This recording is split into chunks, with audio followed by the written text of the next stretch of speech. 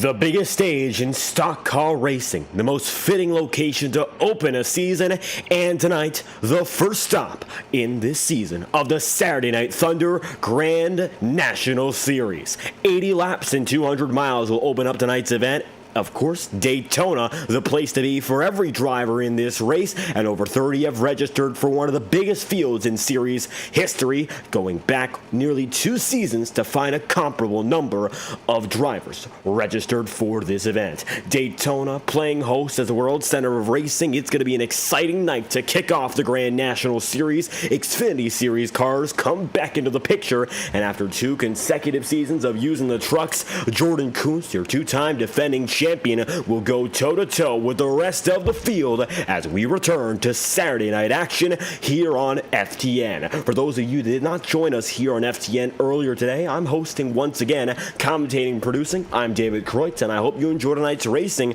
as we are set to get going momentarily. 3 minutes remain in qualifying, and then from there we'll get on to our main racing session, the high banks of Daytona, some of the most intimidating features on any track, no matter where you go throughout the world. And tonight, every driver has a chance to lay claim at victory lane. Everyone's quick enough. It just comes down to who you know and what you know when it comes down to those final laps here in Florida. And it's great to have you all back here on FTN Daytona, one of the favorite tracks for all of stock car racing.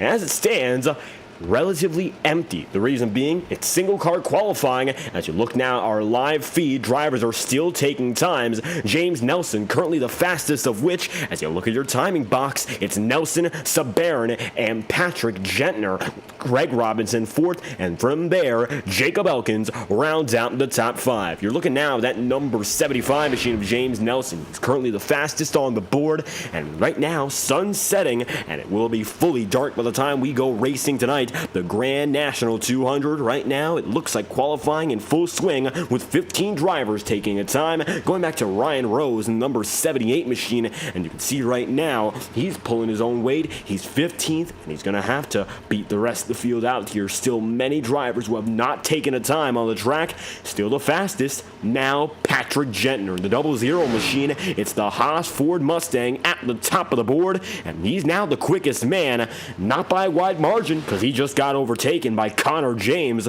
James now quickest in the number 7 machine. 13 it looks to be on that paint scheme. Jacob Elkins is going to be second now, with Curtis Barron then in third, and it looks like it's going to be now up into 6. Michael, it looks like Kurzilek in that number 41. Cash Culp also taking a time. In addition, Alec Daffin, who was second place last Saturday when we went to Iowa, he's back in action and currently finds himself 17th. He was your Season 4 Truck Series pole series here at Daytona. Dominant throughout that race, but wrecked by the lap 80 point out of 100 in that event. Only 80 laps tonight, so it's going to be a bit of a shorter race, much like what we saw last season, where there was only 1 caution, and the race ended under green. So with that being said, River Page is now taken to the track. There's the number 24, and for River, he's taking his first laps around the circuit here alone, and he was the winner of the Kansas event. We had the Christmas Clash just under a month ago. Michael Deitch,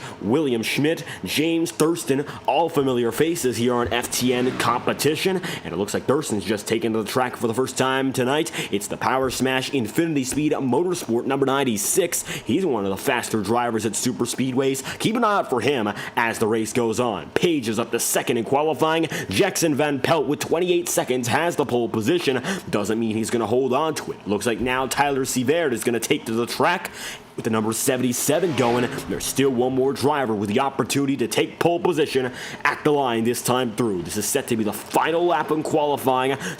As Tyler makes it around the line, he'll be the determining factor in whether or not Jackson has the pole. At the line, Tyler goes 17th, and qualifying has concluded. Jackson Van Pelt grabs the pole at Daytona, and now we've got 5 more minutes of second practice, and the grid will line up as the sun has truly and fully set tonight. And you're looking now as the track is empty once more, so without further ado, let's take a look at your starting grid for tonight's event. Over 30 drivers have registered for this race, the biggest field since Season 4 of the Truck Series, and it's great to have some legacy competition back against some of the new faces here in SNT competition. Jackson Van Pelt finds himself as the pole sitter with a 50.075, and River Page will be in the second spot with a 50.087 in the number 24. It'll be Vinny Tigner rounding out the top three with a 50.093 and a 50.1 flat for Alec Daffin as he finds himself fourth with Connor James rounding out the top five. Jacob Elkins, who was Alec Daffin's spotter in the Integrity Ignite Series, comes back into the picture as a driver. He'll be starting sixth tonight in the number 27 with Curtis Saber in seventh and Henry Kaloff. Then in eighth, Patrick Gentner of the Rush Truck Series nearly 2 years ago in FTN. He will return tonight with a 50.152. James Nelson rounds out the top 10, 1,000th of a second slower than Patrick in the 00. 11th will then be held by Donald Vincent in the number 8 machine, and it will be Michael Kurzalek who will be in 12th with Scott Erickson rounding out the Baker's dozen in 13th, and Connor Asbell then in 14th, 50.182.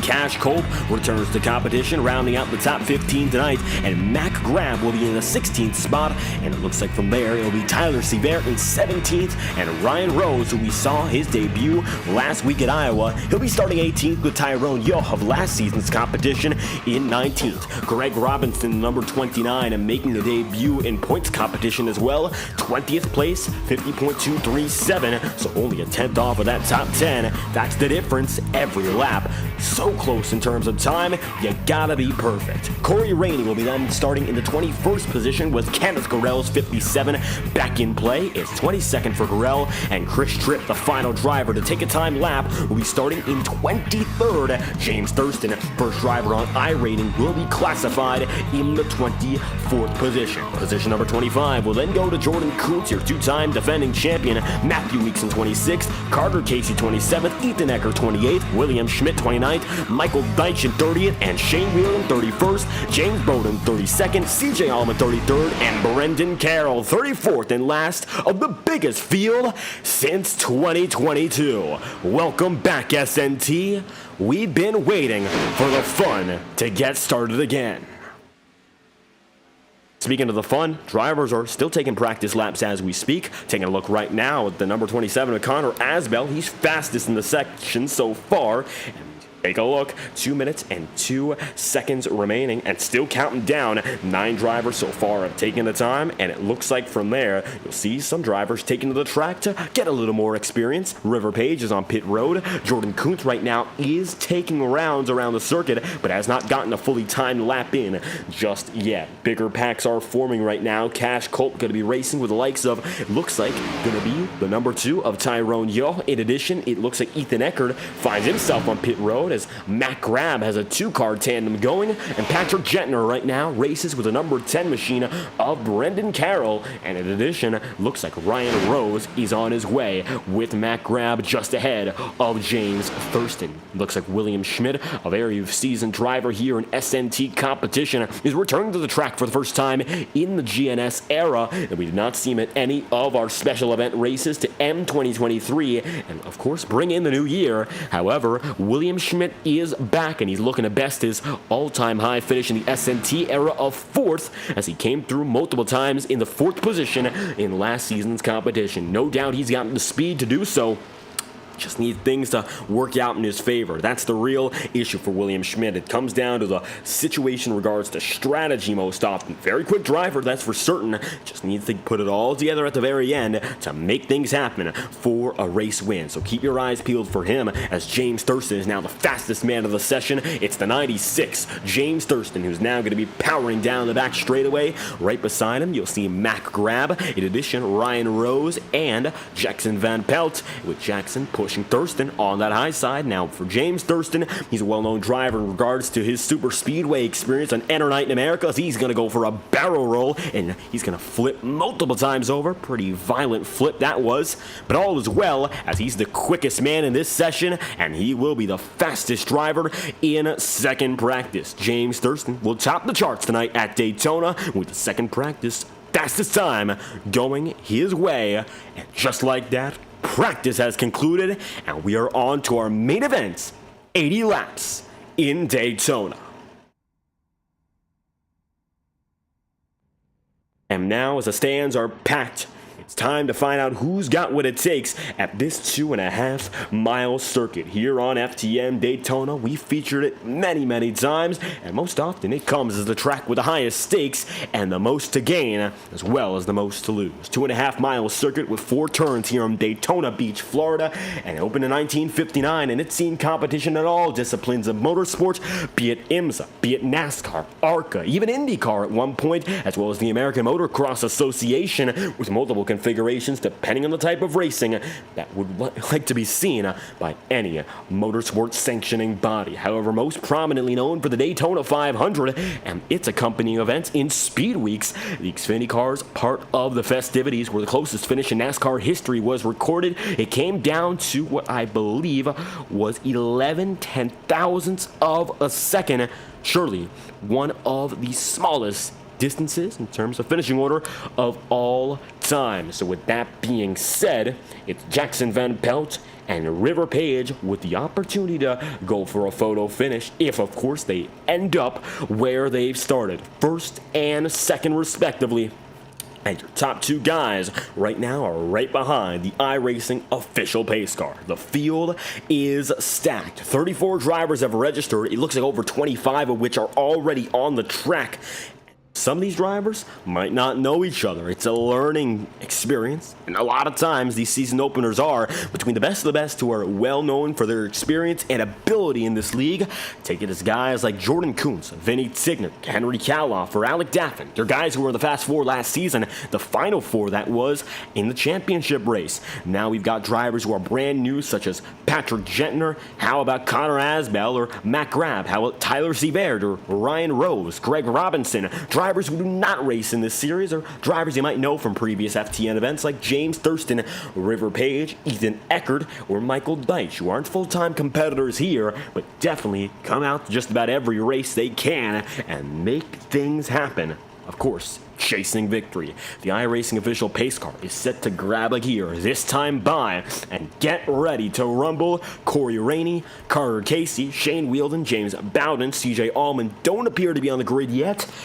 Looks like it's going to be all but Carter Casey set to get going as the pace car moving for the first time tonight. Welcome back to Daytona. Pit Road is now on the move.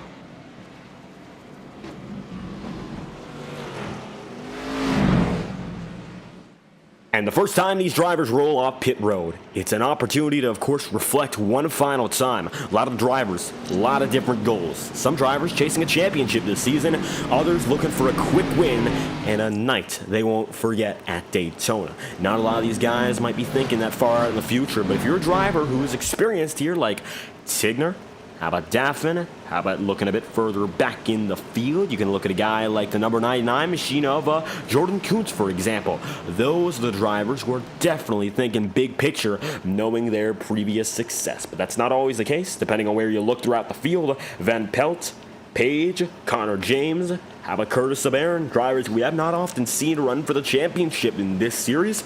Maybe they're just looking for the win, knowing everyone's got a shot here at Daytona. Communication, teamwork, and a lot of times you just need luck on your side for things to work out here in Florida. One of the most iconic racing circuits in all of the country gets to play host once again to the Saturday Night Thunder experience, and the Grand National Series will get its grand opening here on the high banks. The iRacing official pace car will drop down to pit road this time by giving way to Jackson Van Pelt and River Page, your front row, as we commence a new era here in 2024. Pace car drops in this time through, making it into pit road and giving the field a chance to let loose and let the engines roar for the first time this year. Through the Geico restart zone, we're green for the first time.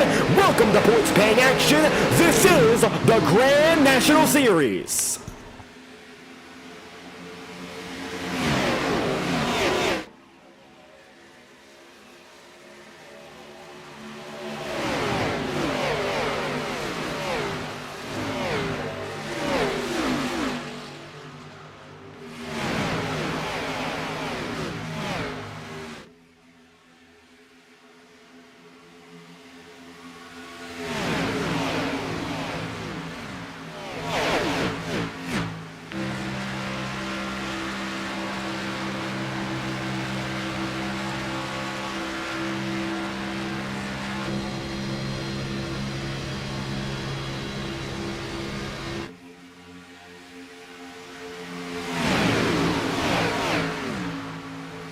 the line, River Page will lead lap 1. One driver goes spinning. It looks to be the back of the field. It looks to be William Schmidt with Tyler Seavert and Cash Kolb opting not to start with the pack. Up front, though, it's going to be Vinny Tigner already pushing 2x2. And we are underway for the first time this season. We've got, of course, Connor Asbell, Cash Kolb in the chat room. Thank you all for stopping by. If you've got a favorite driver, be sure to let us know. We'd love to hear what you have to say. Second race tonight on FTN, first of which was fantastic at Kentucky as we brought VOR along for the very first time on the channel. And most importantly right now, we're putting that doubleheader into motion for the second time. This is the final race of that tour. Keep an eye out for Saturdays because we're going to have not one, but 2 races for the next 12 Saturdays in succession. That's at the very least. So we've got a lot of excitement that's going to be brought to the channel as Alec Daffin goes up top, and he's got help. Jacob Elkins and Alec Daffin have a well-established racing relationship, so we'll bring that to your attention here if you're coming in for the first time. Elkins was the spotter for Alec Daffin's championship-winning run in the 2023 Integrity Ignite Series, and he came home as a winner in their second season. Alec Daffin was the final driver to point into the regular season playoff, so to speak. He was the final driver eligible, and then he went on a tear. He finished with 2 wins and I believe 2 second places with 1 finish outside the top 2. Third place. He was the fastest driver, bar none, and he attributed a lot of that success to Jacob Elkins, who's the man right behind him right now. And as a matter of fact, it's that number 27 that's pushing Daffin out to the front. You might remember Jacob Elkins last season for having 1 race in the number 48, and that came, I believe, at Kansas through the middle of the championship hunt here in SNT. Daffin is a 2-time runner-up in the standings here. Coming into this season, he finished second, and the previous season, he finished second as well. So he knows one thing. He wants a chance to pull through as a winner in his own right, and knowing his ability and knowing his talent, there's no reason to suggest that he can't. River Page right now is going to be in the mix with Jackson Van Pelt and Jacob Elkins. Page is blinking bad, and that's been something to keep an eye out for at Iowa. He was a top 5 driver on pace, but ended up disconnecting early as a result of those continuous internet troubles that really set him back as the night went on. Henry Caloff now going to be up to the high side. Last time this league went to a plate race, or rather a plate track, he was the man who won, and it was the Henry Caloff, number 63, winning by just a few thousandths of a second over Vinny Tigner. If there's one driver you want to rely on tonight, you know the experience will help. It'll be Henry Caloff. I think right now, for all the drivers here, he's a very calm, very patient in many instances, knows how to get the most out of his equipment, even when it isn't the best. He knows how to work with adverse situations, and that really helps him out in regards to being a better driver, as now Kenneth Gorell is on his back bumper. Ryan Rose is going to be in 6th, Connor Asbell will then be in 7th, and James Thurston will be in 8th, with Matthew Weeks in 9th. Weeks just about the most successful driver in the final 2 races last season. And he knows one thing, as he comes back with a new look here powered by JV Designs. He's one of those drivers who knows he's got the speed to go for it. It's all about participation at this point, and whenever he shows up to a big track, he is fast. Not just Daytona or Talladega, mind you. We've seen him very quick at places like a Michigan or Auto Club, where maybe you can suggest that takes a little more talent, a little more natural talent, that is. Of course, I think it's a lot more on the mental side here at Daytona. When you look at the ability to finesse the car, Matthew Weeks has it, and he has it in spades, so don't count him out either. He's running in 8th, so he's going to be up there all night long.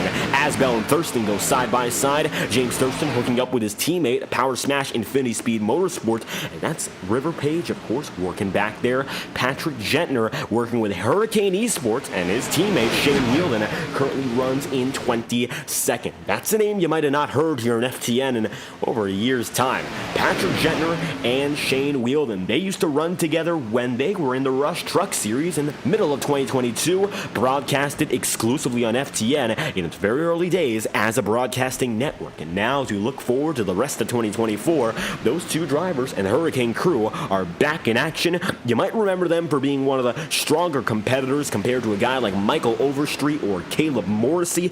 Morrissey now racing in the Highline Racing League, so he's still a familiar face. But for Gentner and Wheeldon, it's been a long time coming, and it's great to have them back. Tyler Seavert is having some trouble here in the number 77. He'll be the first driver to go 1 lap down as we're 8 laps in, and you can see now working the high side, really doesn't have a proper line. He sees now that the drivers behind him are going slowly but surely down to the bottom side, and we say behind as a technical phrase.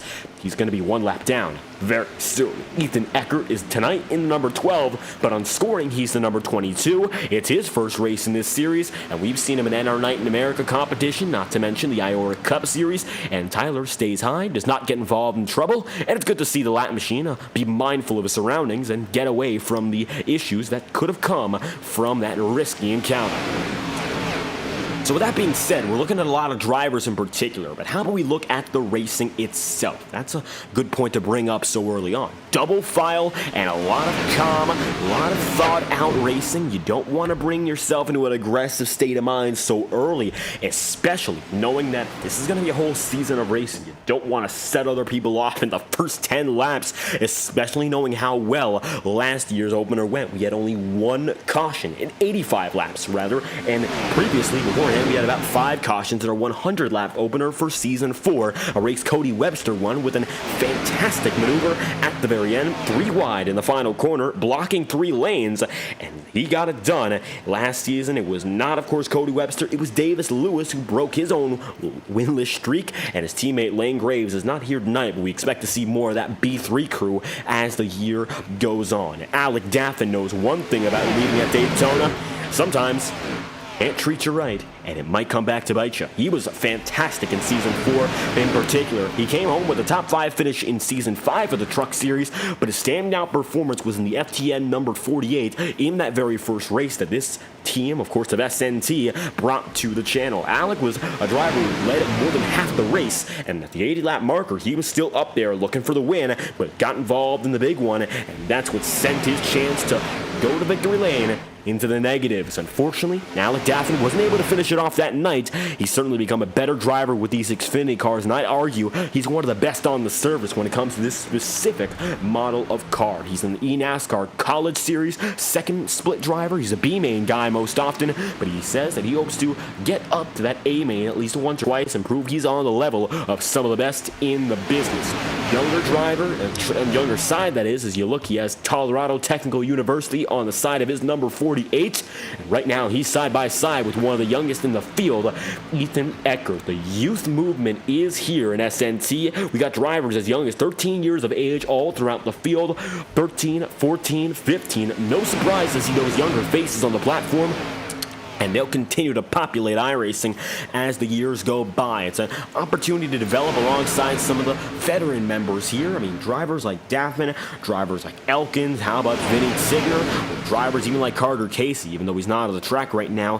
Veterans who have been on this platform for years and years, and you'll see Gurrell there gets loose. They're able to handle situations even when they get tough. Nice move there by Kenneth to keep himself together. He was a top 10 finisher in points last season, and Henry Kaloff opts to back out. He sees trouble, and he looks like he does not want to get into it, so he'll fade back a bit more. Let River go by, let Vinny go through as well, and it's Henry Kaloff who's going to be a bit of a nice guy here and let himself back in, not to the chagrin, of course, of Shane Wheeldon, and Wheeldon has to navigate through quickly. Chris Tripp is going to get by Henry Kaloff. I'm not quite sure about James Bowden, as now it looks like Henry is back in full swing. Ethan Eckert leads the way at the line once again. Inside has been king so far. Next man up on the lap down train will be William Schmidt, as the number 79 machine for SKS Motorsports runs alone right now in 31st. No retirees save for race control Carter Casey, and right now for Casey, he's watching what's been a fantastic opener to this night of action at Daytona.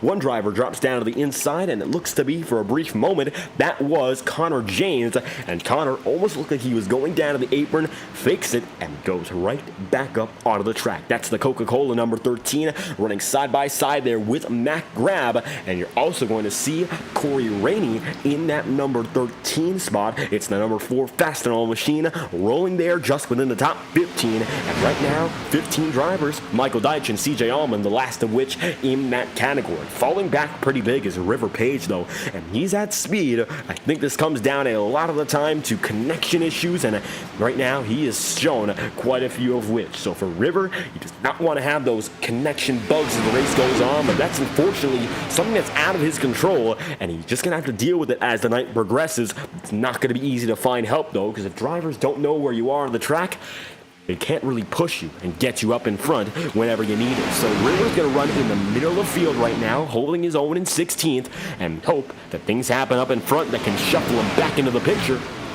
As right now, Ethan Eckert holds control up in front. And now side by side, Ethan Eckert and Kenneth Gurrell. The bottom line is still dominant on that low side. You see Alec Daffin and Jacob Elkin working well together. Not as much direct pushing and shoving up top. Matthew Weeks is going to be up there, and it looks like he's also got himself Connor Asbell, but they're a bit more spaced apart through the corners, and you can see it's not as long of a line compared to that of the bottom. The low side just about has everyone on the circuit, and it looks like, save for William Schmidt, it's a very few select number of front runners who choose to make that second groove work. By no means have we seen 3 wide just yet, although that usually comes into play at about the lap 25 or 30 points. Some drivers begin to test the waters, find out whether or not they can take it 3, see if that risk is worth it, and they'll assess it and go from there as the night goes on. Not to say it should come out that early, but sometimes drivers choose to make those choices and begin to analyze what is next rather than staying, of course, in the present. You want to look to the future and make the best decisions for the entirety of your race. That looks to be the case right now for a lot of these drivers in terms of being complacent and running in the second groove. For the first groove, it's 2x2 most often, and so far it has been a lot of training as everyone gets prepared for what is next. And most importantly, what's next is of course going to be pit stop strategies. 16 laps in out of 80, very fair conditions, partly cloudy skies at 74 degrees Fahrenheit and 77 degrees in terms of the track temperature. So even though these drivers are putting down speeds of over 180 miles an hour, over 190 at the start-finish line, hasn't given much to the track temperature.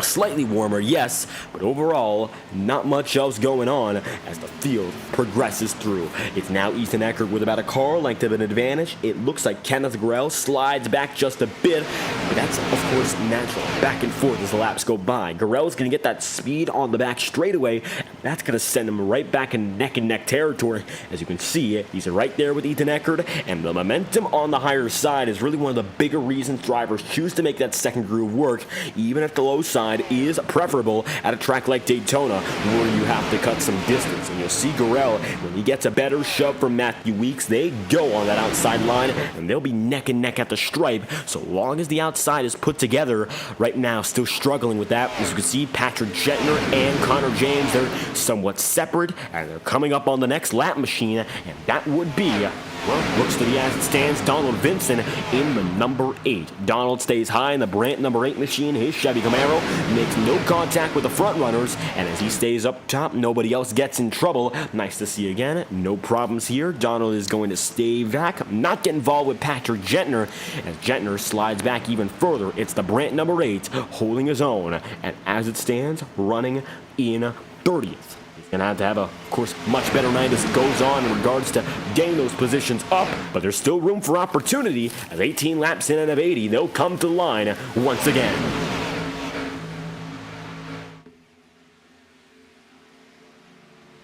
Ethan Eckert, Kenneth Gurrell, Matthew Weeks is just behind, and so is Jacob Elkins. Let's take a look throughout the field once again. Here's some drivers we haven't mentioned all too much of. Shane Wheeldon, Jordan Kuntz is actually in the mix here because Jordan runs in 24th, and Chris Tripp. Kuntz and Tripp are both veterans of this series, and we've seen them for several seasons now. The two-time champion and Jordan Kuntz has been able to pull through in every scenario possible, and right now he comes in as perhaps the odds-on favorite once again for a championship win, as Ryan Rose is going to get really slow and spin, bringing out the yellow flag for the first time tonight. Caution is out, and Ryan Rose will be the cause, and just like that, we've got trouble on the track. Ryan Rose is going to be the issue, and we will take it back and find out what just happened, as it looks like spontaneously his number 78 machine came apart and came right up the track. That's the first caution, and it looked to be a single car going down low. And as he came back up the track, that's where it started. I don't think anyone expected him to do that. And that's going to catch another driver in James Bowden. It looks like he got going once again. Scott Erickson did too. But that's a very risky moment, and not quite sure why. Ryan Rose seems to have sort of lost connection there. And just like that, he is going to be the cause of the first caution. I don't know if his wheel went out there, but he went straight up the track. and by proxy brings out the first yellow flag of the day. And Ethan Eckert leads the way so far, 20 laps in out of 80. Tell you this much, we'll be right back after a brief message from our friends at iRacing Motorsport Simulations, the world's leading online simulator, and we'll return after these brief messages. Racing isn't easy, but experiencing it is. iRacing puts you in the driver's seat with the industry's leading sim racing game. Drive on laser scan replicas of the greatest racing circuits from around the world. Go head to head against other drivers chosen by skill-based matchmaking to ensure competitive racing at every level. Compete across all your favorite series. In officially licensed cars engineered to deliver the most accurate driving experience possible.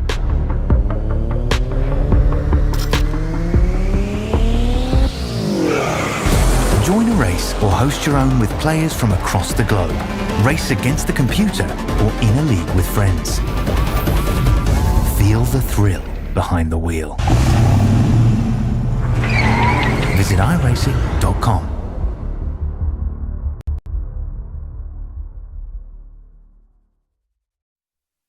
This message is brought to you by the rebrand of Throttle Graphics and Designs. This publication may not be reposted without the authorized written consent of Throttle Graphics and Designs. NASCAR Camping World Ford F-150. NASCAR Xfinity Ford Mustang. NASCAR Cup Series Next-Gen Ford Mustang. Arca Menards. This has been the publication of the redesign and rebranding of Throttle Graphics and Designs.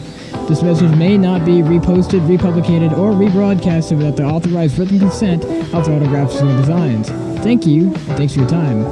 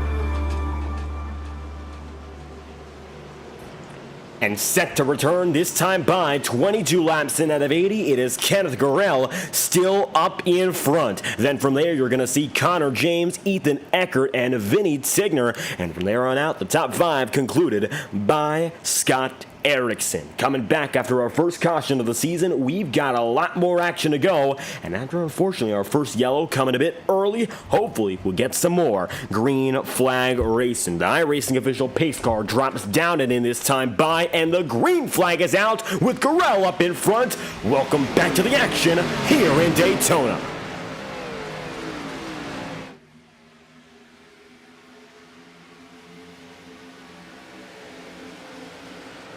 And it's going to be side by side. Looks like the top four get away a bit better than the rest of the field.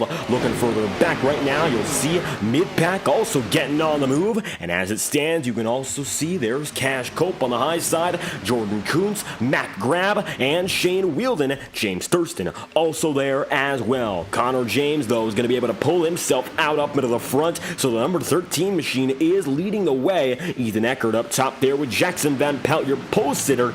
Also from there, now you'll see some drivers looking a bit higher, but still not looking three wide. At the line again, it's going to be neck and neck between these two drivers, the red and silver going up against the red and the gray. It's going to be that time through Ethan Eckert with a minor advantage. Nothing too crazy. The distances are still so close from driver to driver, you really can't tell all too much. And now, Jackson Van Pelt will take it three. Looks like that was only to see if anyone else had interest. They'll all slide back into line once again. Nobody else going to take that offer. Jackson Van Pelt showing that he is willing to do what it takes to get up in front by all means. So keep that in mind here. Van Pelt might be looking for some new opportunities to get up in front. Doesn't mean he'll drive crazy aggressive forward, but definitely searching for an opportunity to make it up to the front of the field, right where Connor James is right now. And with James being your leader, no stranger anyone wants to be there. Gurrell down to the inside line, saves it on pit road, and puts the power back down. Gurrell going to be allowed to keep the speed. He was out of control. Caution flies either way as there's trouble. Asbel goes around, not to mention Curtis LeBaron gets a piece. Yellow flag is out again, and there it goes. Everyone comes apart, and we are under caution. What looked to be one driver saving it quick turned out to be a little bit more than that. Yellow flag is out. Let's take an instant replay and find out just what happened here on FTN. And with the replay being shown, it starts off first with Gurrell, and looks like Connor Asbel gets involved. We saw what happened with Kenneth, and there's a stack up here. Asbel hit by Almond, and nothing really that Connor can try and do here besides hold off. Really can't do that for all too much longer. Then Asbel goes into a spin, and 360 frenzy slammed to Matthew Weeks is going to get a piece, and that might be Matthew's night, unfortunately, as you look at how many times they get into each other. 1, 2, 3, 4 times at a minimum. Just like that. Huge damage. And we've got ourselves big trouble here, 26 laps in out of 80. And even though it was not quite the big one, it's going to take out some big names here, such as Weeks, as there's no faster pair. So what you have to start, you have to end. And right now, it looks like Matthew Weeks might not have much left. Same goes for Connor Asbel. And it's Ethan Eckert as your race leader as we look back at the live feed. Eckert, Alec Daffin, and Connor James, 26 laps in out of 80. And Ethan looks to be alone right now. Still drivers catching up to the pace car. Michael Deitch is going to be just fresh off pit road. He came down for some service. Looks like Tyler Sevier also comes out at the same time. William Schmidt and Matthew Weeks coming through. Cash Cope now 2 laps down. He's 33rd and last. Nobody's retired so far. And now, everyone's getting back up to pit row. We might see some more drivers come in this time by. It looks like Ethan Eckert has a choice to do so. He came down last time, so will not be doing so again. At least that's what it appears like. And that it will be the case. Daffin also goes through. Connor James opts to stay out. James up there in the top 3. He has not chosen to go down to pit road once so far. So getting closer to the halfway point already. And still, Connor James not making his way in, at least to this point. He's going to have to eventually. Everyone's going to have to make at least one pit stop on the day. It's still a question whether or not he's going to make one next caution if we have one. If he waits for the green flag cycle, still not a certainty as the Grand National 200 gets going once again. It's Connor James still in 3rd, and Jackson Van Pelt then in 4th. You're looking at William Schmidt, who gets his lap back this time by.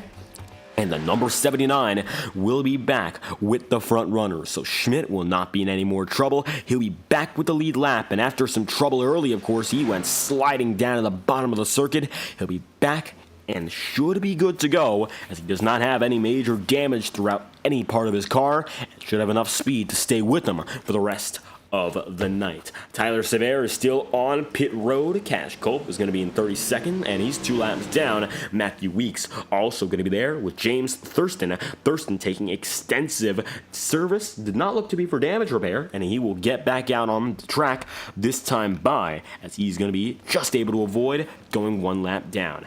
Coming down the backstretch this time through, Ethan Eckert is your race leader with Alec Daffin then second, Connor James third, and Jackson Van Pelt them in fourth. How about we dial up your current race leader? It's Ethan Eckert up in front, and get a word with our driver who currently leads the way as he holds on up ahead. It is Eckert, your top driver on the board. So we're going to get a word with your current race leader as he looks to be currently with Cash Culp Racing. It's the number 12 up in front. And for Ethan Eckert, number 22 team, we are the number 12 paint team tonight, running very well up in front. You got the race lead, and you're looking forward to what's next. So how's it feeling up in front as the leader so far in the night's event?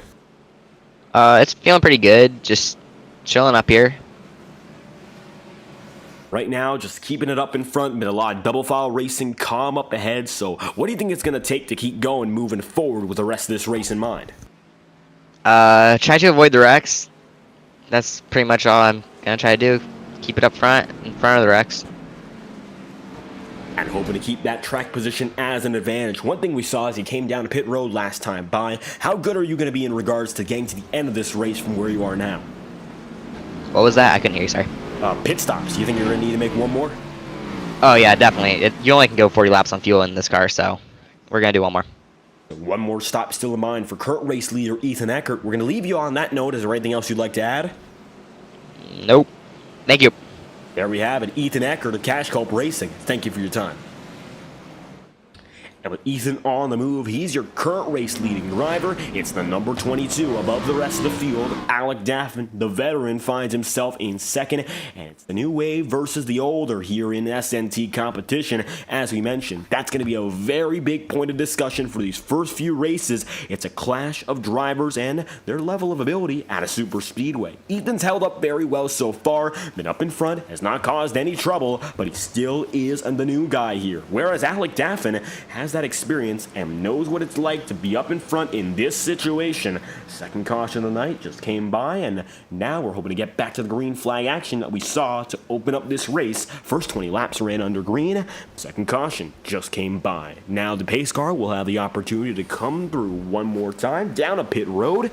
We'll see if Ethan Eckert has what it takes as he drops in this time by. Alec Daffin up at the top of the board. He's going to be the leader of the high side. Jackson Van Pelt, Connor James, and Corey Rainey round out the top 5. If you enjoy the action, be sure to leave a like on the stream and subscribe to the channel. We're only getting started here in 2024. It's really our first big night of streaming. Coming down the inside lane, it's the pit road, moving for the pace car. Now time for Ethan Eckert and Alec Daffin to give it all they've got and bring us back to the green flag. Back in action, Ethan Eckert's got the lead. Daffin's right beside him.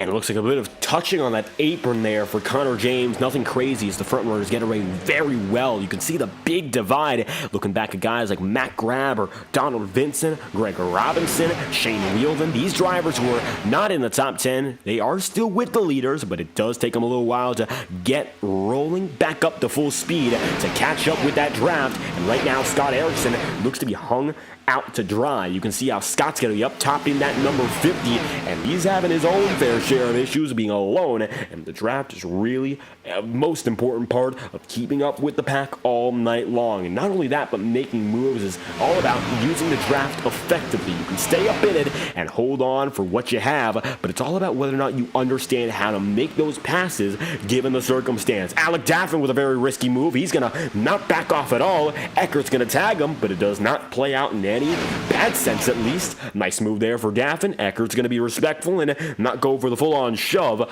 Close call. Luckily, nothing bad will come of it, and 30 laps in, they're neck and neck again. Still going to be Connor James working that bottom side here as Ethan Eckert gets the lead right back Jackson Van Pelt now going to be lonely on the high side, hoping for Vinny Tigner to pull back in. Jacob Elkins also going to be right there, and Elkins, who runs in the 7th spot, he sees that his teammate is up in front and is looking for the race lead once again. Drives back up high. Daffin's got the speed and might be able to power through 1 and 2 to get that race lead back.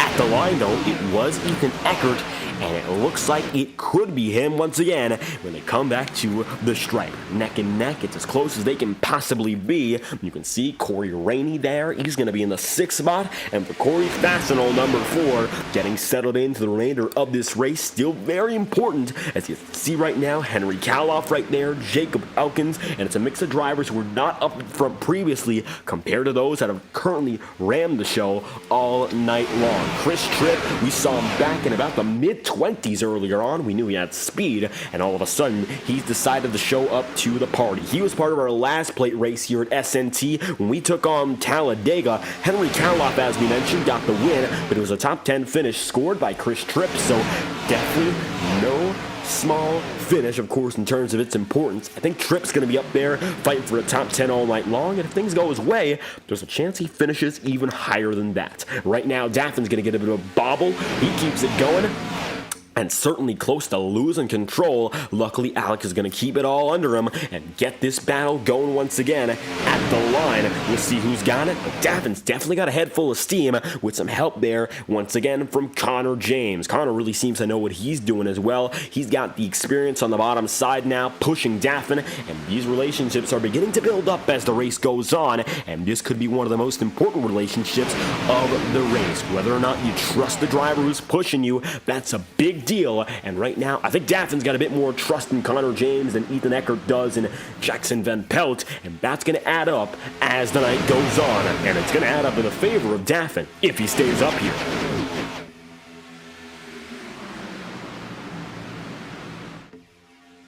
And up in front, you're also going to see, looking a bit further back in his front picture, it looks like now Henry Kaloff, Talladega winner from last season. He's there, and he's got River Page right on the bottom. IORA Cup Series competitors who have raced each other week after week on Thursday nights as well. They could link up if things get closer and closer from the high side of the bottom. However, Henry seems to like his spacing up top and chooses to stay there. River Page, he's an aggressive driver, and that's well known by the drivers here in SNT from what they've seen of him. The Christmas clash came down to whether or not River Page or Jordan Kutz would be the race winner, and for River Page, he went in, and he went all in. He was tapping the quarter panel, that number 99, until the race was over, and finally saw his way right around Jordan Kutz with about 20-odd laps remaining, and making that move, secured the victory and the $30 cash bonus that came with it. So Page, definitely no stranger to making moves when necessary, but we'll see how drivers respond around him, because sometimes his moves aren't all too popular. Donald Vincent, who went 1 lap down early in the going, has gotten back with the leaders and now finds himself in 14th.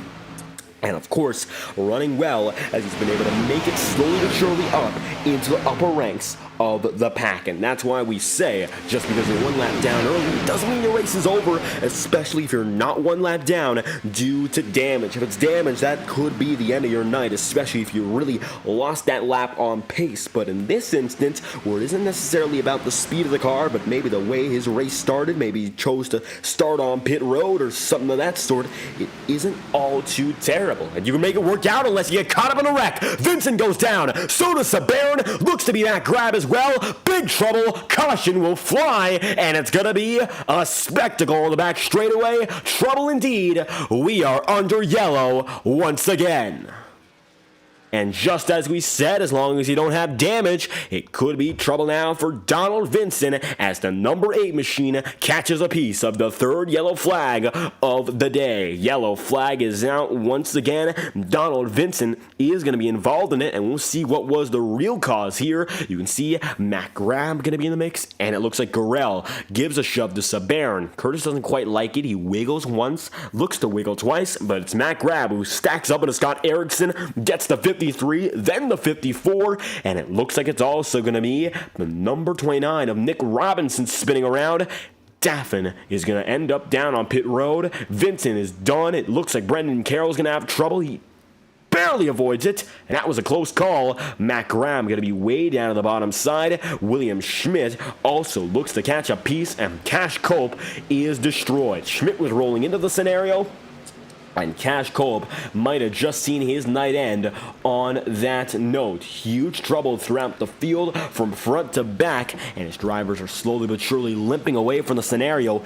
Last place Cash Cope, huge damage. Matthew Weeks also definitely caught a piece of it. Just like that, your third yellow flag of the day is going to bring us back under pacing. Shane Wheeldon disconnecting as well. Ethan Eckert is going to be now going down to the bottom side. He's making his way back down to pit road. It's going to be Eckert taking the majority of the field, and the guy who chooses to stay out on track is Jackson Van Pelt. He'll bring Elkins and he'll bring Henry Caloff, but the rest of these guys are coming down and in this time through pit stop. It's time for many, and we'll see who comes out of pit road first as the race off pit road is once again in full swing.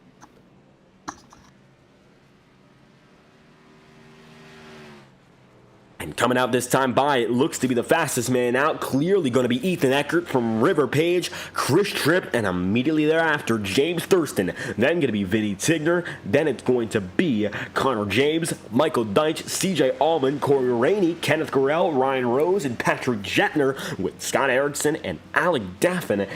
Daffin's going to be starting after this one in 18th, it appears.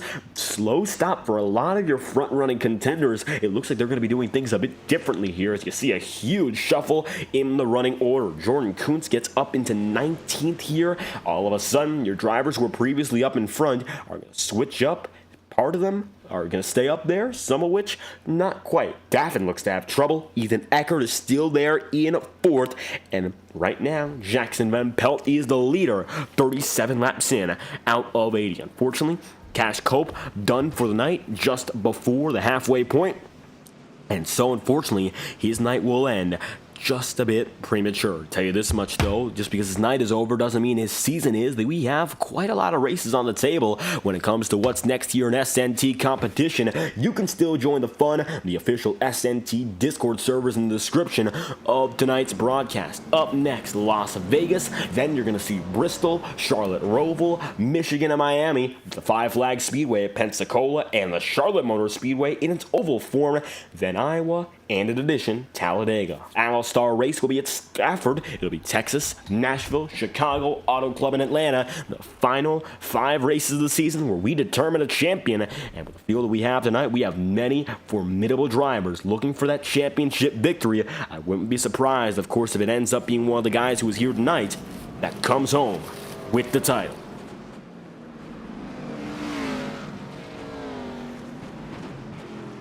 And right now, 1 lap to green this time by. Jackson Van Pelt will lead from Jacob Elkins, Ethan Eckert, Henry Caloff, and River Page. That's your top 5 as it stands, as we're currently a total of 38 laps in out of 80.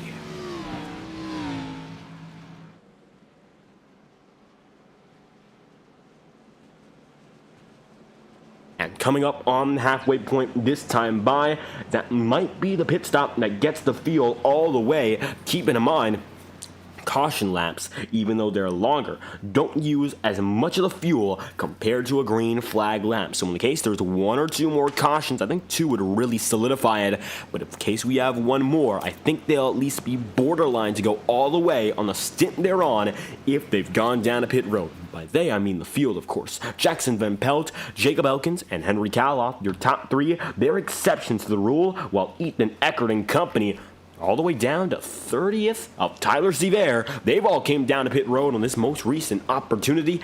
Most of your field, 25 plus drivers, are locked in to go at it once again. Van Pelt, he's got the lead. Your pollster is once again in full control, and we're ready to get back at it once again here in the Saturday Night Thunder Grand National Series. It's the Grand National 200, and it's time to see what your race leader can do. From the front of the field, it's still Jackson Van Pelt, and right now Jacob Elkins runs in second, Henry Caloff then in third. Biggest mover is Ethan Eckert from 28th up into 4th, and by far the biggest run up throughout the field. I don't think anyone is even close in that regard. Now Time to see what he's got in store as he can try to get back up there with Elkins.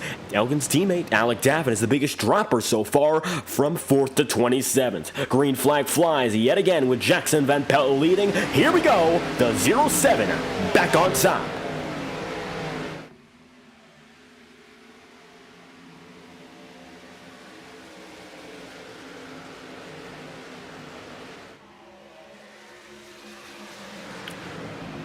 Jackson's going to get them all in a single file train, so early on in this run, I think we're starting to see a bit more of a precautionary advisory given out by the admins to get a little more restrictive on the motion. Maybe it's not shall we say, an advisory. Rather, these drivers know the situation. You gotta drive with caution. It's not merely coming from the top of the top, but with drivers like Vinny Tigner, who are still in the mix as a league admin racing, same goes for Alec Daffman. You know the veterans of this field, they know what they want to see, green flag racing. So now we're starting to see some drivers spread out a bit more, not a lot of 2x2, and it really is not a lot of drivers connected to the leaders. Unless those drivers in the back really begin to stack up, I don't see an opportunity for someone like Greg Robinson or Patrick Gentner, who's now 3 seconds away from the top driver, to get back up there. Naturally speaking, it could still happen, but I think right now that's not really the intention of the field, and everyone's now going to be banking on some later occurrences, such as maybe a green flag pit stop to put us back into full swing. Look further back now to drivers like the number 41 machine of Michael Kurzilek, and he's going to be there with James Nelson, Brendan Carroll, and CJ Allman. And these drivers who are in the mid-20s, definitely biding their time. If you have speed and you have a clean car, you don't want to risk getting involved in the middle of the pack and ruining your chance. Even Donald Vincent here still with the field. And looks like Donald's really having some trouble keeping it in one line there, but he's still got speed and runs at about 181 miles an hour. While slower, still not terribly far off the pace. Jacob Elkins goes down to the bottom side and now puts himself on the low lane, trying to lead the way. Jackson Van Pelt is still right there, neck and neck this time through. 41 laps in out of 80. We've made it past the halfway margin, and there are now only 40 laps left on the table. Van Pelt, Ethan Eckert, side by side, and you can see there, Elkins is still trying to make something happen. A few drivers touching that apron, that's how low they're trying to get. It's the risk and reward, as Elkins is going to be seeing nothing in front of him now. That's because Jackson Van Pelt is now blocking all lanes, and he's looking everywhere to try to keep that race lead. Van Pelt tapped by Elkins, now going to be tapped by Eckert, and he's playing the two-game, of course, of 2 lanes. Double the trouble if it goes wrong, but right now he's reaping double the rewards. Nobody able to get by as he goes through 1 and 2. Once again, Elkins can't really look low because that is not going to be racing bounds down below the apron, so it's going to be all about whether or not Jackson Van Pelt can keep managing. A nice shove there on the high side. Even though Ethan Eckert's got speed, it all goes back to Jacob Elkins. It's about restricting the speed and the draft you give to both lines around you. Now, right now, it looks like it seems like Jackson Van Pelt is certainly holding on well, but if these drivers get aggressive, who's to say that's not going to change? I mean, right now, of course, we're still just past the halfway marker. I don't think that these drivers are going all out just yet, knowing what's at stake. Eckert's going to stay right up high. He does not get involved in anything else, and the snap-on number 22 is going to fade back even further. It's Alec Daffin who's made some huge moves. He was in 27th to start this run. He's up now into 6th, and he's chasing down his teammate, and he's been, of course, ferocious in the past 10 laps to get back up to this point. He does not all want to see Jacob Elkins stranded. Now he just has to get by Eckert and Henry Kaloff, and when those two lock up, of course, Alec Daffin and Jacob Elkins, as we mentioned, they are most often able to make magic happen on the racing circuit. 38 laps to go, this time by, coming down to only 37, and Kenneth Gurrell is going to be up top here. I don't know what he can do, but it looks like he's got nobody with him. James Thurston, River Page, they'll both contemplate, but they'll come back down to the bottom. And knowing these two, it's another pair to look out for. Look for the teammates right now. Communication is going to become more and more about if you have the right guys around you, not necessarily about if you have someone around you you can trust. You want your teammates, you want the guys you know the best, and right now, that's really the optimal goal for every driver. Kaloff is going to be hung out to dry. Looks like Thurston and River Page don't really want to go with him there, but Michael Deitch will, so Deitch is going to go up top there and try to make something happen. whereas Alec Daffin here, he is up into 4th, and it's 1 spot behind that number 27 of Jacob Elkins. He wants to get right there, bumper to bumper with Jacob, but it still can't be done just yet. Gotta wait around just a bit more, and with 36 laps to go, you gotta find the perfect time, as you're seeing still mostly single file. There's Vinny Tigner. He's gonna be down to the bottom side, a Mac grab. Mac right now finds himself rolling in the 13th spot, whereas Vinny Tigner is only 1 spot ahead in 14th.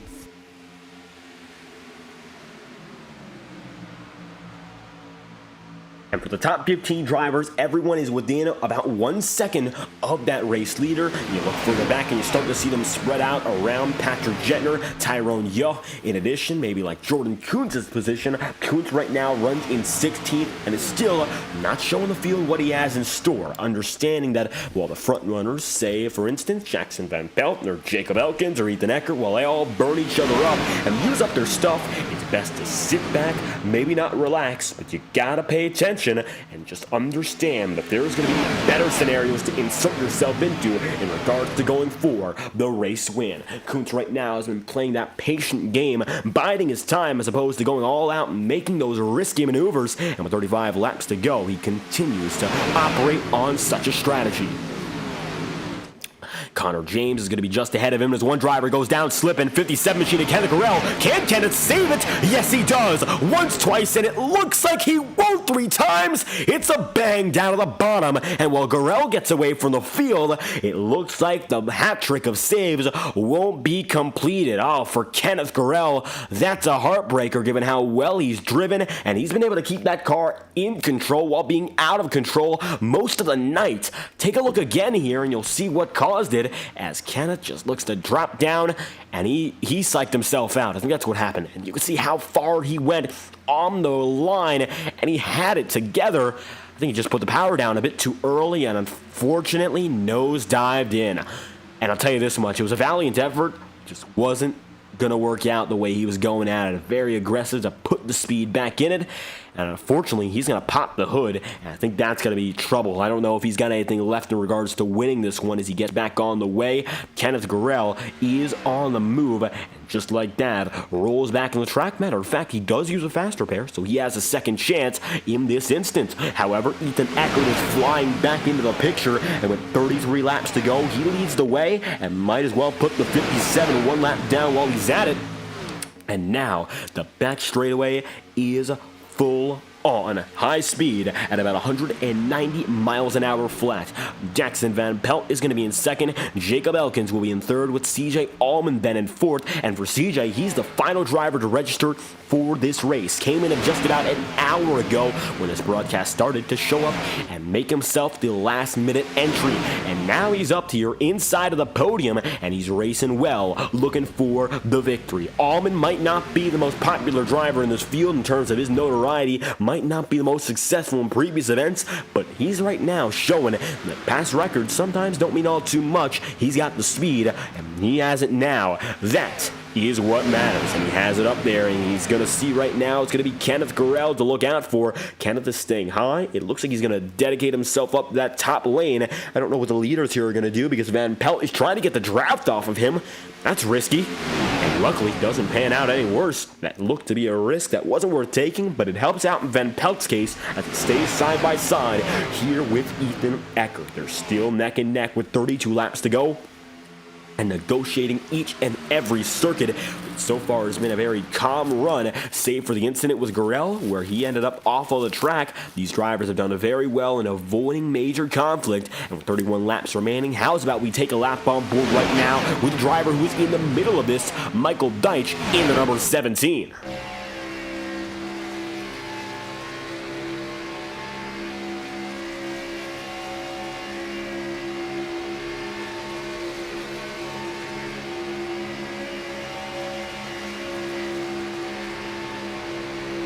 And now Michael Deitch is rolling a bit higher there, looking for that clean air above Henry Kaloff. Nothing too crazy, making a minor move, and he's going to stay right there behind the number 63. You'll look to his left, though, and we're going to do that right now. You'll see there's Alec Daffin, so by no means is he alone here. The top side is sort of boxed out, and And now Deitch has the opportunity to go low, only to be taken away as a Mac grab goes there. Just like that, Deitch is going to lose a spot, but he's still hanging on in the exact same position. In all honesty, when it comes to these plate races, sometimes your position number is arbitrary. It really comes down to where you are in your line, and you can be able to pull back together and get the toe. I think Deitch is going to prefer to stay up high here. That he does, and he's going to stay with it as he has Henry Kaloff still right ahead. That's a brief look on board here for about a lap's time with Michael Deitch. And you'll see he's still there inside the top 10 with 30 laps remaining. Coming down to the final stretch of this race already, Jackson Van Pelt is up ahead, and he's got himself the race lead. As you can see, there's CJ Allman trying to take it away. It's been back and forth, push and shove between your top two drivers, Allman, Van Pelt. Up in front of the field, you're going to see there, it's going to be Jacob Elkins, Henry Kaloff, Michael Deitch, Alec Daffin, and Mac Grab. Not to mention William Schmidt and River Page. And for Schmidt, he's made it quite far up from 29th up into 9th. Only bigger mover would be Michael Deitch or Ethan Eckert, as Michael Deitch came from 30th, Ethan Eckert came from 28th. For William Schmidt, he's been able to drive his way from the back of the field all the way up, and he was one lap down prior. As a matter of fact, only the second driver to go one lap down, and he finds himself now inside the top 10 as the field continues to battle. Donald Vincent, who was on the lead lap previously, found himself involved with another incident, and now runs up top at about 170 miles an hour, so clearly troubles now for Donald Vincent. I don't think either of these guys, Donald Vincent or Tyler Seivert, have what it takes. As the caution flies, they'll get bailed out, and there's trouble, big trouble. Everyone goes around. Looks like Eckert, looks like Jordan Kuntz, Brendan Carroll, CJ Allman, and it's going to be the pack taken out at once. Chris Tripp there too. Caution is out. The lap machines get bailed, but the leaders get the brunt of the load, and a yellow flag is out once again. Alec Daffin looks to get destroyed in this one, and it starts with Ethan Eckert going down and dropping quick. Looks to be on his own to kick off the wreck, and he's going to drop down and come back up. Mac Grab gets a piece, and this is when it gets even worse. Looks like it's going to be Alec Daffin facing his own troubles in regards to connection. Mac Grab gets a piece of it. William Schmidt, Chris Tripp, he's also going to come in there as well. And just like that, it's going to be a chain reaction. Asbel drops through. It's going to be destruction for Jordan Kuntz. Looks like the number 75 machine of James Taylor, Patrick Gentner, and Curtis Sabarin as well. It's the big one here from Daytona. And it all started from what looked to be a single car incident. And Ethan Eckert tried to correct it quick.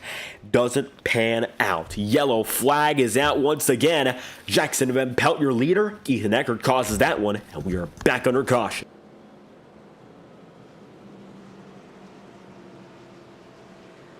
And the caution flying for the fourth time tonight. It's Van Pelt, Elkins, and Kaloff in control, and we are predicting they'll come down to pit road this time by. And how about that much? We're now going to see pit road get busy once again. You can see now the field, it's going to be flying by, and now the entry is going to be somewhat packed. And you see there, coming down and in, the field is set to make their way through for another run on strategy.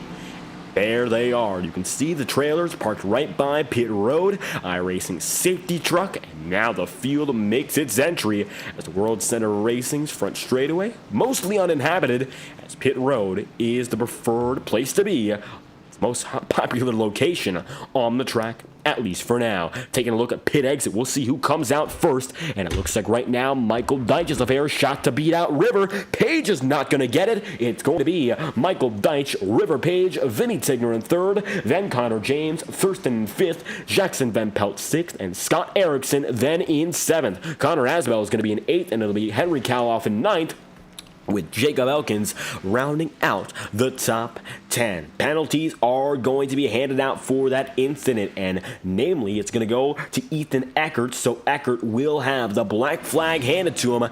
Black flag will fly for Ethan Eckert, as it looks like now he's coming down out of pit road.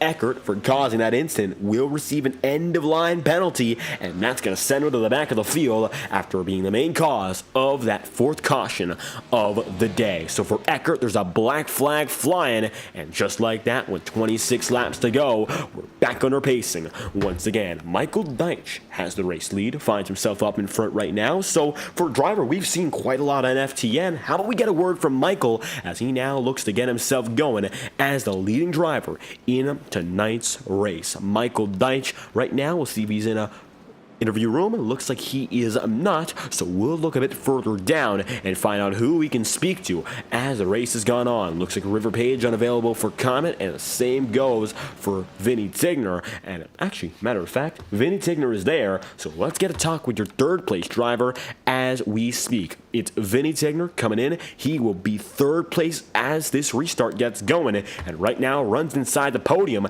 with just over 25 laps remaining. Vinny, you're up here inside the top three, and you've had speed. What do you think you can do from here on out to maybe lock up a chance of the victory? I just got to stay clean here. I mean, Netcode has been taking cars out tonight, so I'm just going to try to stay clean here, try to stay up front. I was saving before, so that kind of, sorry. Yeah, I'm just trying to, work with a few guys here, and I was saving fuel before, so now we're good to go. So just going to stay up front and try to stay out of harm's way. And it looks like most of the field will be good to go from this point onward. So with that being said, what's the key to victory in regards to going about the rest of this race? Just avoid the carnage. That's all you could do, and just have some luck on your side. And hoping to stay out of the trouble, Vinny Tigner running in third place right now. Anything else you'd like to add? Just good luck to everybody. Let's just try to keep it clean from here on out.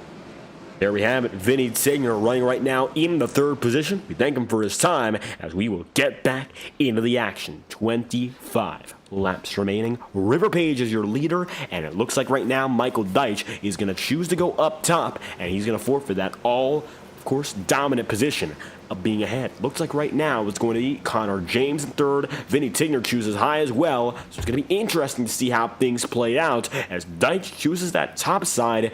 That's a risky play given what we've seen to this point. I think honestly River would have the advantage, so whether or not that is the case as it goes on.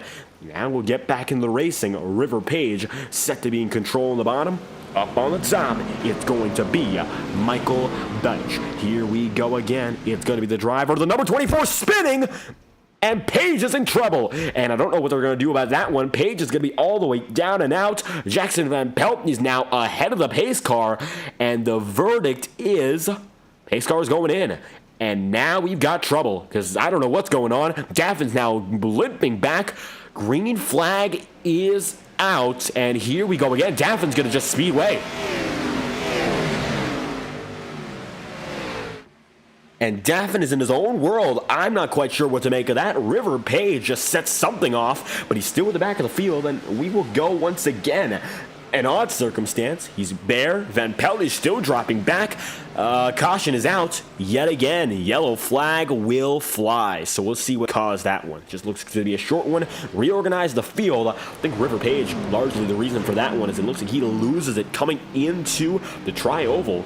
Instant replay will really tell the story. And you saw River Page by this point is going to be just about out of control. Look again, and you'll see Van Pelt pushing Connor James. And Van Pelt drives through the both of them at the same time.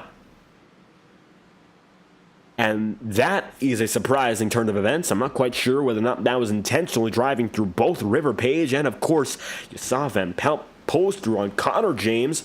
And just like that, we are back under yellow. Alec Daffin did not know what to do, so he just drove through and decided to hell with it. I want the race lead. And he got it. So just like that, it's Alec Daffin's lead.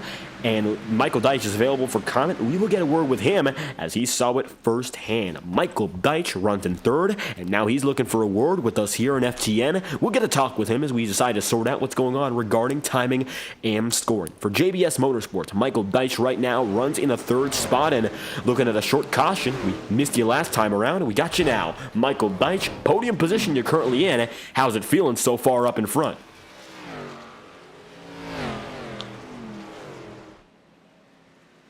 And Michael Deitch still muted there. If you're with us, let us know. Oh, hey, sorry. My mic was turned off. You were asking about the podium. It's going pretty good so far. I have no idea what's going on. Just like I have your broadcast on my phone, and I heard you call my name, and I was not in the Discord channel, so I don't know what's going on right now. Well, we're just reorganizing to go at it once again. You're still up in front here, and it looks like you actually might be promoted up into second. You chose the high side there previously, it looked like. So what's the call here in regards to of course, the best line for you and the rest of your race? Let's see. Well, I am good. I am good to go gas wise, so I'm gonna stay out. So I think the main thing is to stay up front, and hopefully all the crashes happen behind me. I'm feeling pretty good about my chances tonight, so hopefully that works out. And we've seen how quick you've been so far. Of course, 22 laps to go this time by. You got the speed. Now the question, of course, becomes the strategy. I think it really does come down to avoiding the wrecks. You should be good to go in regards to fuel. I think there's anything else that really plays into it? Just keeping a steady line, and just really just don't do what Edgar did and clip the apron and spin out and wreck everybody. So I think just keeping it straight and will do me some good here. You know, one thing we've been talking about all throughout this event is the communication factor. Having drivers you can work with. You got any guys in mind tonight, or is it just all about finding the right guy at the right time? Definitely finding the right guys at the right time, but you know, I'm definitely looking towards the 63 mainly for helping, and really just going with what works. And if something doesn't work, then I'll adjust accordingly. And hoping to, of course, adjust according to plan here. Michael Deitch, you're running inside the top two right now, and holding on very well. Before we get back to, of course, the racing action, or anything else you'd like to leave us with? Let's hope we finish up front here. And we're hoping to see a great finish here for Michael Deitch and company. The 17 machine runs in second. Thank you for your time. Thank you. And for JBS Motorsports, that's Michael Deitch running up in front, and he pulls himself up to the second spot after a troublesome yellow flag period. So the reason being, it looks like Alec Daffin, Jackson Van Pelt both get end-of-line penalties, and now with 22 laps to go, we're going to get back to it with 20 laps remaining. Once again, TrackCams22.com provides high-quality iRacing camera packages no matter what you need them for. TrackCams22 has you covered. Now, usually, we crank it up with 22 laps to go, of course, with our camera partner at TrackCams for Gourmets. However, that is not the case tonight, and we will be going at 20 laps to go with our crank it up, given the fact the double yellow flag came out, and we are back under yellow once again. So that's going to be a bit of a difference compared to usual. However, we'll still get the uninterrupted sights and sounds of these stock cars taking on Daytona with the best cameras on the market. Once more, TrackCams22.com or Facebook.com/TrackCams for all of your iRacing camera needs. Leading broadcasters choose TrackCams for their accuracy and consistency in providing over 100 track and car combinations all throughout the iRacing platform. So now we'll get back at it. It will be the driver, the number 7, Connor James, up ahead. Michael Deitch will be then scored in second. It'll be Connor Asbell then in third, and Vinny Tigner in fourth. And the field is now lined up with Michael Deitch on the high side yet again. Big gains for drivers such as Deitch, Asbell, looks like Vinny Tigner and Jacob Elkins. River Page is going to drop back into 15th as a result of the shenanigans. Now keep in mind, he was technically speaking one of the causes of that caution, as CJ Almond just got disconnected from the session. Looks like an incident involving he and another driver. CJ Almond's night is done. And if we had time, we'd check back on it, but it looks like some under yellow shenanigans give way to a driver being disconnected from the session. Here we go, though. It's going to be Connor James and Michael Deitch rolling back into the picture. It's the pace car one more time, and now set to drop in and let the field get back to work. Uninterrupted sights and sounds for the next 5 laps. We'll be back with 15 laps to go as we are set to crank it up live on FTN. You're watching the Grand National 200 and the engines are gonna get loud, so stay tuned as we crank it up. Pace cars in. It's Connor James in full control. Let's crank it up with 20 laps to go as we're back on our way with restart number 5.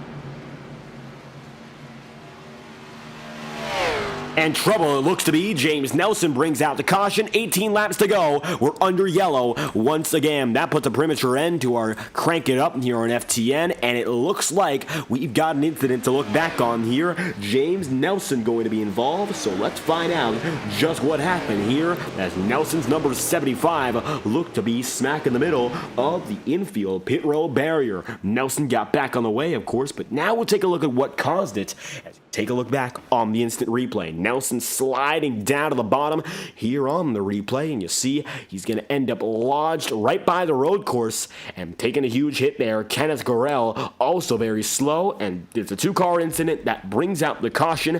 Yellow flag is out once again. Gorell involved with the previous incident, and he was able to keep it as a single-car incident that time. However, it looks like this instance not going to be the case, and we're back under caution. Unfortunately, quite a few yellows in these later laps here involving some troubles with drivers repeatedly, and we will see Kenneth Gorell get an end-of-line penalty.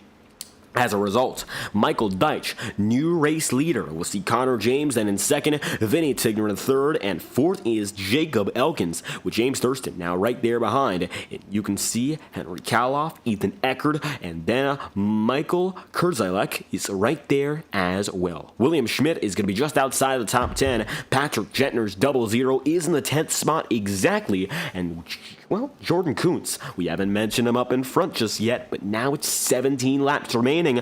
Maybe it's time for him to insert himself into the conversation and show what he's got in store in regards to going out there and winning this race. I think now there's a big opportunity for him to make moves and take chances. We'll see whether or not he's going to take those chances. Of course, there's an opportunity here, but there's still time as we come down to the line. It's going to be 16 laps remaining. I think we're coming back now with 15 to go, and it looks like it'll be even less than that. We'll come back with 14 laps remaining as it's going to be Michael Deitch, your race leader. Alec Daffin going to get an end-of-line penalty, it appears, and he will be sent to the back of the field as a result. There is Daffin, and he's going back to the end of the field as the number 48 machine for Colorado Technical University sends himself to the end of the longest line.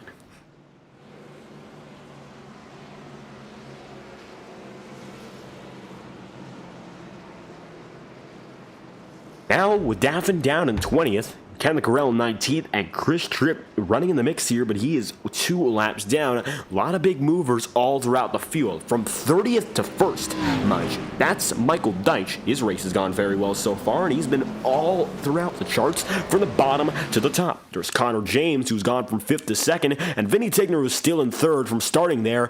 Connor Asbell comes from 14th to make it up to 4th. I think the bigger movers are more interesting, so we'll see a few of those. James Thurston, 24th to 6th, very nice there. Ethan Eckert, who previously led, comes from 28th on the board. He's now up to 8th, and 29th to 11th, that is William Schmidt. The biggest loser in terms of position might just be Jackson Van Pelt from 1st to 19th, or it could be Curtis DeBaron from 7th to 26th. Not a lot of those drivers who were up front to begin with have really fallen down overall, so don't expect to see a lot of that as the race progresses. Pace car is in turn 4. Pit road still has a few participants, and you're looking right now at Tyrone Yo, who came in the previous lap. Alec Daffin right now looks to be right behind.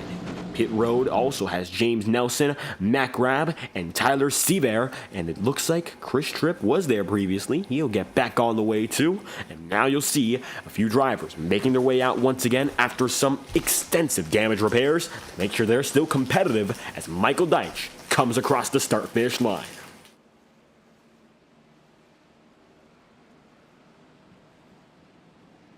$15 laps to go this time through, and we get back to the green flag. It will be only 14. Michael Deitch, Connor James, and Vinny Tigner. They're the top 3 as it stands, and right now, 4th is going to be, of course, right there behind him, is Connor Asbell in the number 72. Asbell up there, and we've seen him up and down the order. James Thurston, the Power Smash Infinity Speed Motorsports Company, he is up there with his teammate in River Page. However, he's quite a far distance ahead of River right now. It's Thurston runs in 5th, whereas his teammate in number 24 finds himself in 15th, still marred by the aftermath of that incident coming to the green flag, 2 caution to go. 15 laps to go, and there's still time to link up with your teammates. But for the drivers who are alone, they got to make it happen despite the factor independent. It's Michael Deitch, who has some help from Henry Kaloff. He's not going to be alone. Connor James and Connor Asbell. The Connors aren't running in the same team, but they've been together for quite a while here, and they might work together a bit more as the race comes to an end. You're looking also at a driver such as Ethan Eckert. Doesn't really have anyone with them tonight, and after some incidents, we're really not quite sure whether or not that is justified. He's got a chance, though, and he's been quick. I think he's got an opportunity to stay with them, so long as nothing else comes out of it like a yellow flag. You see a lot of antsy drivers getting up there trying to make their moves late. Sometimes that leads to negative consequences. iRacing official pace car will come down and in, this time by. It's going to be all about Michael Deitch now. He's moved up position after position after position, and all of a sudden has control as we come through. This time by, Michael Deitch will head back to the start-finish line as your race leader, and is going to be pulling through on top of the charts. 14 laps to go. This time by, Michael Deitch got the green flag, and we are back underway. Green flag will fly. It's Deitch and Connor James, first and second.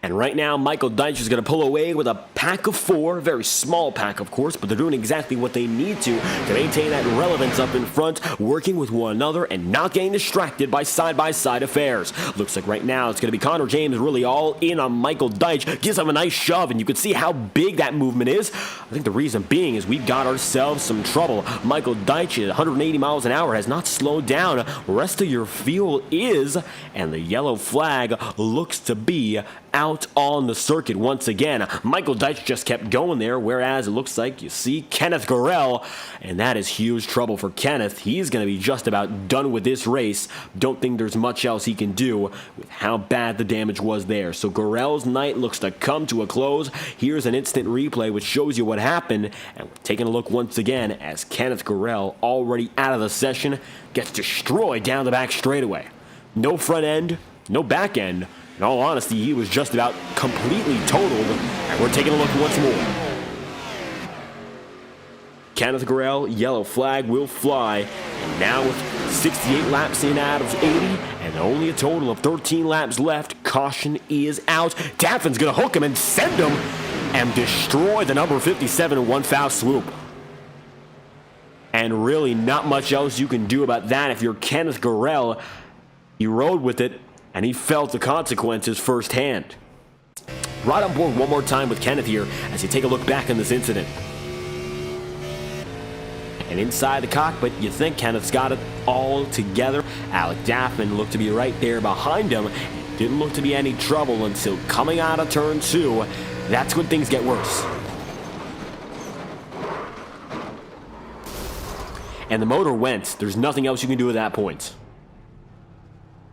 And you can hear the motor absolutely gone. There's no power in that car. And by that point, all he could do was wait for the chance to get out of there.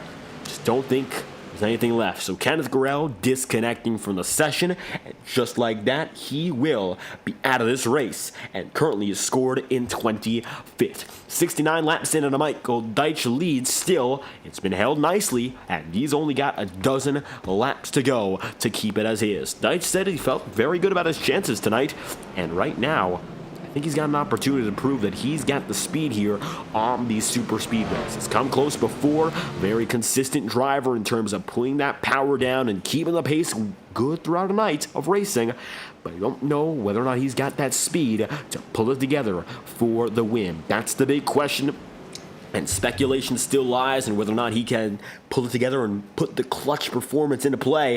I think right now, though, he's been able to hold off very well. Nice defensive measures, nothing all too crazy, and guys like Connor James and Vinny Tigner have seen that and definitely put himself to the test. Michael Deitch has, and he's still there, leading the race for a reason. One driver we have not talked to all throughout the race started in 14th, and he's still with us now. It's Connor Asbell, the number 72, still holding on, and he came from just inside the top 15 and now runs within range of the podium. Connor, you're right now in fourth. What's it going to take here as we look at the final sprint portion of this race?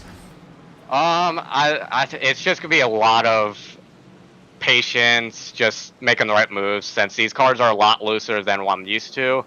Side draft has definitely been a issue with the netcode and stuff, so I'm just hoping everything plans out right and I get to a checker. And of course, we've seen a little bit of trouble later on, especially with some netcode-based incidents. Guys are getting really close to each other, and you were in the middle of that pack for quite some time, but now as the second half is really coming to its own, you're up here fighting inside the top 5. You got track position. You think that's going to be the key to your success? Yeah. I mean, every other super speedway race I've raced and kind of went out like that, just got put in wrong positions. But I got a good car overall, got stable, and yeah, hopefully I can be in first at the checker flag. And hoping to be there winning this one. One lap to go this time by. So one final question in regards to the drivers around you. Some of them, they're familiar. Others, not quite. How's it been dealing with a lot of new faces here? First time here in the league, at least. Been learning most of them, seeing which ones actually are willing to go to the front. Michael Dyke and Thurston, I know a lot. So those two guys I'm probably going to work with the most. I got Ethan back there. He's my teammate, so we're going to try to get this. And having teammates, of course, a big-time help there. Connor Asbo, you run right now in fourth. Thank you for your time. Yep, thank you. Right now, we'll bring Connor back to his voice chat. He's working still with Ethan Eckert for Cash Culp Racing. And as those two drivers get going, it's going to be another restart. Keep in mind, got not much time left. 11 laps to go. And when we get back to the green flag, it's only going to be 10 laps remaining. The dying laps here at Daytona, you got to make your moves sooner than later, and time is still running out. Deitch has held the lead for the past 15-odd laps, and he looks to be the man to keep an eye out for in regards to maybe pulling off the win if nobody else has a say about it. The pace car lights are off. Time to see whether or not it's going to be Michael Deitch holding on. If someone else can pull through, do we go to overtime? That's another question. 2 overtime attempts are allowed here in SNT competition, which will mean we'll only have about a maximum amount of laps going up to 86, 87 if necessary. The pace car coming down and in. This time through, will let Michael Deitch take them all back to full speed. Pace car is coming through this time by, making a hard left turn for what could be the final time tonight, and Michael Deitch is back on top. It's Deitch first, Connor James second, and the green flag is out. 11 laps to go, make it only 10, and we're back on the move with Deitch up in front.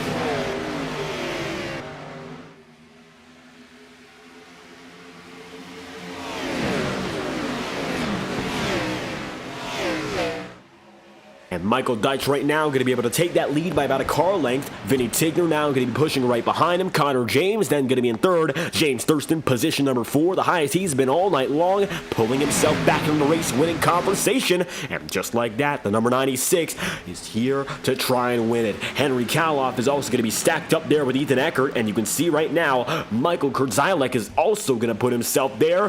William Schmidt and the number 99 of Jordan Kuntz, two-time champion, back-to-back seasons. He's looking to make it a third. If he comes home as a winner this time around, he'll set himself up nicely for another attempt at the championship.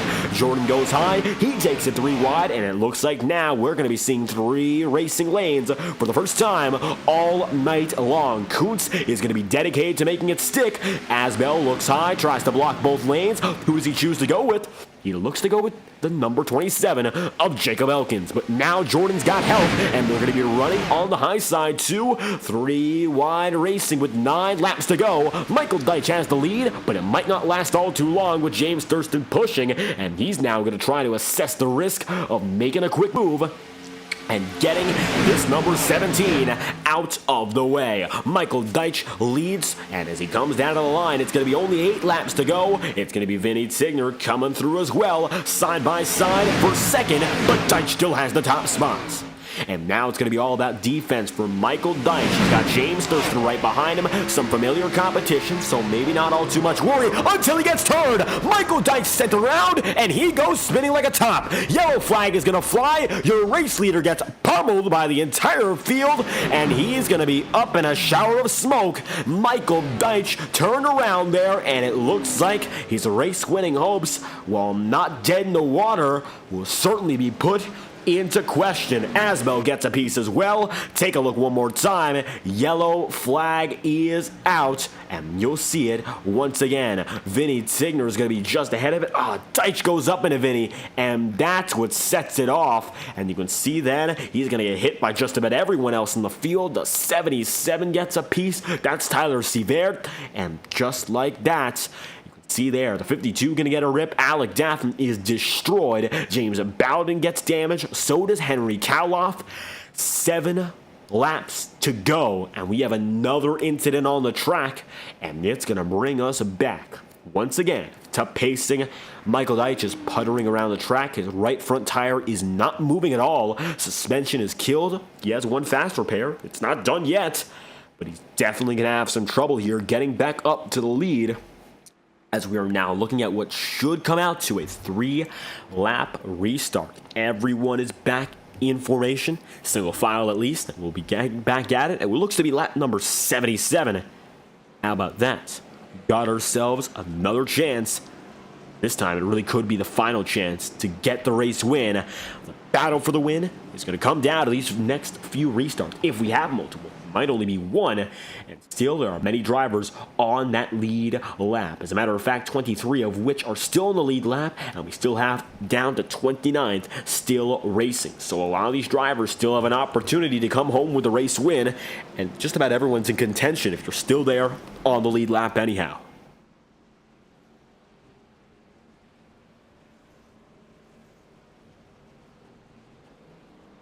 The line, make it only 6 laps to go. Pit road seems to get somewhat busy here. It looks like it's going to be about half the field, the second half at least, coming down. A lot of these drivers have damage, some of which do not, and some strategy calls are being made as James Bowden flies by. You'll see who comes in for strategy and who comes in for damage. Gentner is in. Looks like it's also going to be Curtis Barron going through, and at the stripe, that's going to be another driver leaving. That looks to be Greg Robinson, who just got out, and now you're also going to see more drivers making their way back on the track. Going to be a quick move in and out for, looks like right now, Henry Kaloff. He'll be right behind number 29 of Greg Robinson, it appeared, and Brendan Carroll as well. So 6 laps to go. Final chances are being taken here. If you take that fast repair, it's the final chance you have, so you do not want to waste it early. But with how little time we have, I don't know if there's even a sense of being early anymore. This is it, and if we don't go into overtime, if we get to the white flag, it is official. This race will end at the 80-lap marker,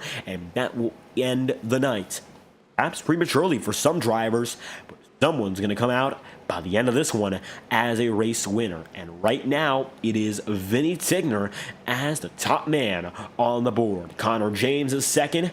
And take a look at now who's at the 3rd spot. The driver who rounds out the podium, it is Jordan Kuntz. He's coming into this season favored to win the championship, and after 2 consecutive seasons of that championship trophy being his, he might be able to go for the hat trick and do it all over again. Not just double up, but triple up.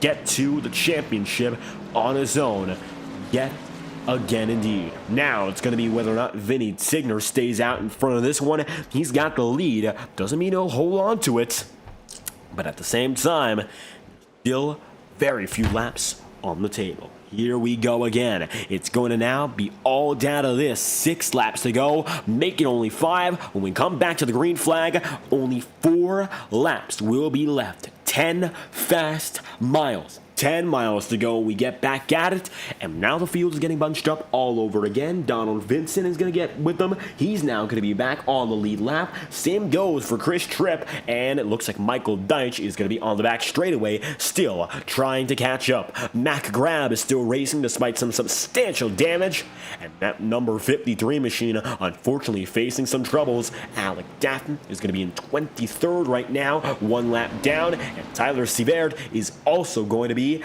in the 24th spot, now taking 23rd as a matter of fact, one down, and now it's all down to the drivers on that lead lap. Looks like 21 of which in firm contention. 4 laps at 190 miles an hour. It'll be gone in a flash. By the end of the hour, we'll have ourselves a winner no matter what. And there's going to be 32 drivers going home empty-handed. The start of the season often brings out some of the most intense racing. It's a first impression. It's a chance to set yourself up for success. And now it's a chance to come home in victory lane in the virtual space of one of the world's most prestigious racing circuits. Vinny Tigner, he knows the feeling all too well of being just behind victory at a plate track, but redemption at Daytona, nothing sweeter than that experience. Connor James, he holds his own in second here. We haven't seen all too much of him in this series, and now he's breaking out with the all-time most successful driver in the SNT era, Jordan Kuntz, there in third. Jordan's got a shot to break through as well. He's right there on the podium, and he's looking to pounce to gain 2 more spots and complete the drive from 25th up to the top. Pace car comes in, this time by, will drop through. One more time to pit road. If there's any other cautions, we will be heading into NASCAR overtime. Green flag flies. It's Vinny Tigner and Connor James as we get back into it with 4 laps remaining.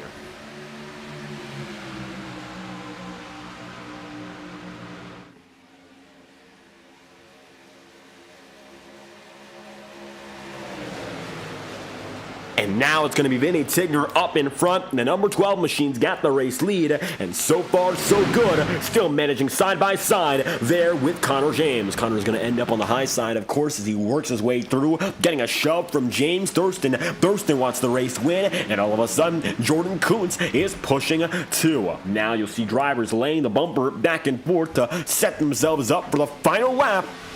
And with that white flag being moments away, you cannot stop the aggression now. This is when it's all done. It's all or nothing here. Matthew Weeks is in the mix. Jackson Van Pelt. River Page is there too. Page wants to get up to his teammate. Thurston's up to second. River Page is still down in ninth. The teammates are separate while William Schmidt runs in 6th. Schmidt, Weeks, Van Pelt. They've seen damage. They've seen wrecks before. They don't want to be involved in any other because they know that would be the end of their race no matter what. Vinny Tigner, though, he has not seen a caution in his number 12 machine firsthand. He has not used a fast repair, and he is still up there, and he's been able to do so naturally up to this point. 2 by 2 by 2, and so on and so forth. The 3-wide maneuver has not been called into play just yet. We'll see who tries it first. River Page blinks out slightly once again. He's trying to hold on to the back of the draft as we come through, this time by 2 laps remaining. The final 5 miles. If we get through this lap, the race is official, and we will be heading not to overtime, but to our final lap. Thurston's going to get pushed up to the top side a bit further. One driver gets loose. That's Michael Deitch back of the field. And they're roaring now down the back straightaway, knowing to get to the white flag, this race will be almost over. Then you go all out, then you make the moves, and you fight to the finish. Here for Connor James on the top side, he knows a first race, first win opportunity is within sight, and he'll come back to the start-finish line one more time, and he comes back the next time, the leader, he'll have the race win in his hand. Thurston bobbles, but does not break. He's still there with 1 lap to go. White flag is out. This is the final lap. Connor James breaks out slightly thanks to the excessive push there from James Thurston, giving it all he's got and then some, as James is now going to be about a car length ahead of Vinny Tigner. Tigner's still going to get the shove from a veteran in Jordan Kuntz, and the old breed is on the bottom side. The newer drivers are right up top, with James getting the push while one driver's in the wall. That's Ethan Eckert. Looks to be done for him. So is Jacob Elkins. Tigner's got the lead, and Jordan Kuntz is right behind. William Schmidt's now going to be in third, with Jackson Van Pelt right behind as well. Kuntz is now looking for the perfect opportunity to take it high. He looks high with William Schmidt. They're neck and neck, side by side, coming to the start-finish line. Your 2-time champion by a nose wins again. Jordan Kuntz, he comes in a winner, and once again, takes the checkered flag. Kuntz cannot be stopped. He wins 2 races this month already, collecting the cash prize at Iowa and winning the Grand National 200 at Daytona. 2-time champion back-to-back, won earlier this month, and he is a winner once again. Kuntz has control and takes the checkered flag. Vinny Tigner just thousandths away from redemption. And unfortunately again, a victory at a plate track slips through his fingers. 16 thousandths, mind you. That's how close it was at the end. William Schmidt comes home in third, collects a podium, breaks the 4th place streak, and the drought of a podium is no longer. Vinny Tigner, 2nd place man on the day. Jordan Kuntz, the top driver when all is said and done. And now, Ethan Eckert being pushed by the number 99, your race winner, sends him home to the checkered flag. Now it's time for the celebration to begin.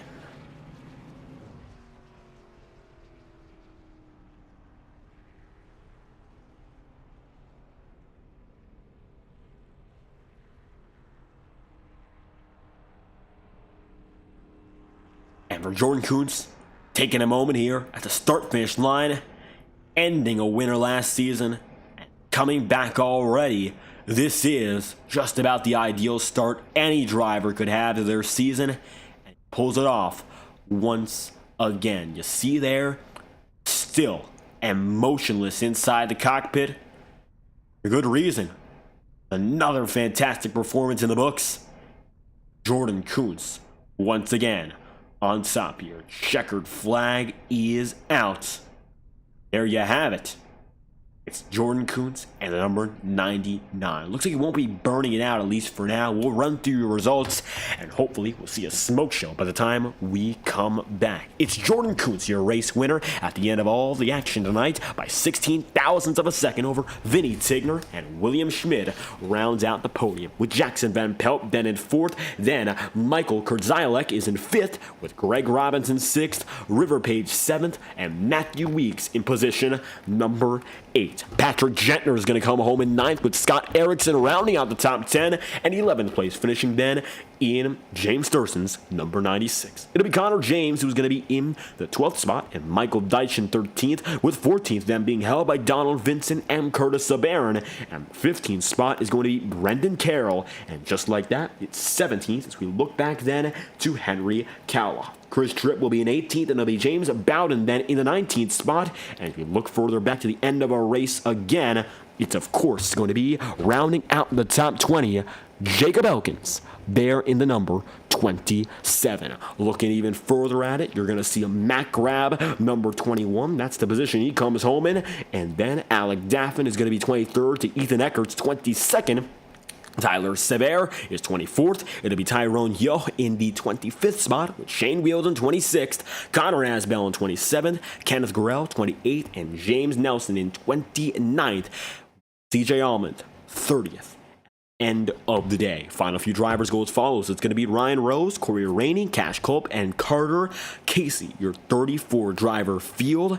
And just like that, the number 99 once again on top. Checkered flag is out for Jordan Kuntz. Let's get your race winner in right now and find out what's going on. And it just looks like every time we come back, no matter the circumstance, this 99 team is a winner. And tonight, it was not easy. It was not at all dominance necessarily, but the checkered flag, the last lap, the one that matters, you pulled home and you got the win to open up the Grand National Series. Daytona is yours. How are you feeling? Yeah, I feel amazing after the ups and downs I had today, just in this race. To win is amazing after being power drived in one of the wrecks around lap 60. Gotta use the fast repair and charged at the end, going 3 wide before the last caution, and just got lucky with positioning at the end, being able to clear the outside and get the run on Vinny, and just made the move stick and only led 1 lap, and that was the most important one. And of course, that most important lap coming after laps and laps of deliberation, short run at the very end there. So what was it like with all the pressure in mind to make the move so quickly and not mess up? I didn't really feel a lot of pressure. I was just more or less pacing myself, making sure I just secure a good finish. Making sure I wouldn't blow up from pushing Vinny and kill a lot of other cars. And overall, I was just trying to either get Vinny the win or get the best finish I could. And it was turned out that I just got a better positioning on the last lap and used it to my full advantage. And that position worked out as well as it possibly could, the win being yours there. How was it working with drivers around you, of course, looking for the opportunities to take the race win? Anyone in particular you're working with to get to the end? Not working with no one in particular. For the first 60 laps of the race, it was just me, myself, and I riding at the back, trying not to get caught up in other people's messes and all the carnage that happened. And at the end, I just saw opportunity to maybe try to go to the front with 3-wide move, especially just go there. Got lucky with the checkup and the caution coming out at a good time, so I got P3 and the last restart just pushing Vinny, making sure I wouldn't blow up and giving myself the best opportunity to get a top 3 and turned out to be the win after the outside had an issue. And the winning decision gets you up to the checkered flag again. You're a champion 2 times running coming into the season already, and we expected to see you back in action. It looks like you're already back up to the winning form. What's next for you in regards to this series as we already see you at the top of the pylon? Well, I think my first championship, I won it with the 00. Second one, I won it with the 5. And now I'm going for the third one in the 99, hoping to have a clean sweep of changing numbers and winning the championships for next coming weeks. To just get consistent finishes, don't wreck, and be there at the end. And hoping to be there at the end tonight, Jordan Kuntz, you pulled that together and then some for a win here at the World Center of Racing. Anyone else you'd like to thank after tonight's performance?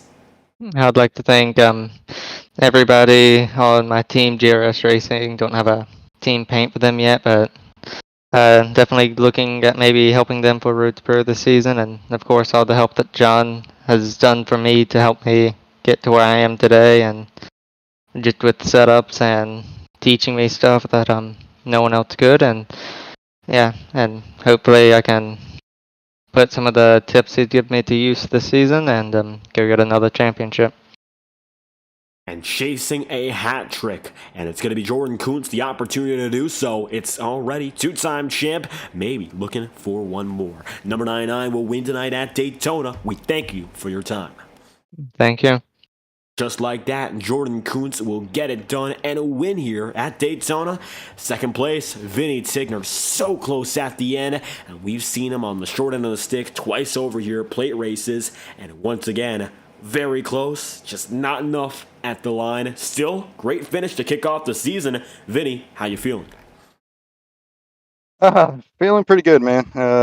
Yeah, as close as I can get there. That's all I wanted, just a shot at it, and I did. So can't ask for well, I can't ask for more, but it is what it is. It's Daytona. I got second place out of it, so I'm happy with it. Avoiding all the chaos that we saw throughout tonight's racing, and in all honesty, yeah, this is a great finish to kick off the season. Well, we saw how close it was in that final 4-lap dash. Was there any thought in your mind, you'd be caught in some of those incidents very late in the going? We saw how dicey it was toward the final lap. Oh, of course. You always got to, have that in mind. There was a few times there, but with Jordan behind me, I felt pretty good. He's a good pusher, good driver. I felt really good that I wasn't going to get taken out by him. And the guy, Connor on my outside, he's good too. And I forgot who was pushing him, but it got a little dicey, but that's just, just the way it goes. And obviously there was a wreck right behind us, but no, it's all we can do. Of course, all you can do tonight, but it doesn't mean the season is over. Matter of fact, only just begun, and with such a good finish to put this momentum down, you think you got a chance to stay up here for week after week and keep fighting? Yeah, I do. I have a better shot in the Xfinity cars than I did last season with the trucks. So these cars are a lot more fun to drive, and yeah, so I feel really good about it, and this is a great way to start the season. Could have been better, but I'll take it for sure. And getting this thing started, Vinny Tigner, second place tonight. Anything else you'd like to add, of course, as we look at it not only as a driver, but of course from the league management perspective as we kick off with a huge car count. Yeah, that was a great way to start. I mean, I just wish it was a lot cleaner. I know there was a lot of issues with the internet tonight, and that's just something out of our control, and we'll move on from that. But I do want to thank everybody that did show up tonight. It was awesome to see the car count the way it was, especially from the last season and the season before that too. So, as a league owner, Carter and I, we're both happy about that, and I hope the car count continues to stay, the same for the races to come, and so have hopefully we have a cleaner race next week, and see how it goes from there. Seeing how it goes, it's a great way to kick off the season here in the Grand National Series. Vinny Tigner, we thank you for your time. Yeah, thank you, man. And with Vinny Tigner on the way, second place for him, William Schmidt and SKS Racing. Been waiting for quite a while to put this interview in the books, and I'll be texting Andrew Schulte after this one. William Schmidt, third place tonight. You break the fourth place streak, and you put yourself up in the podium. How about that race here at Daytona? Yeah, finally somewhere other than fourth.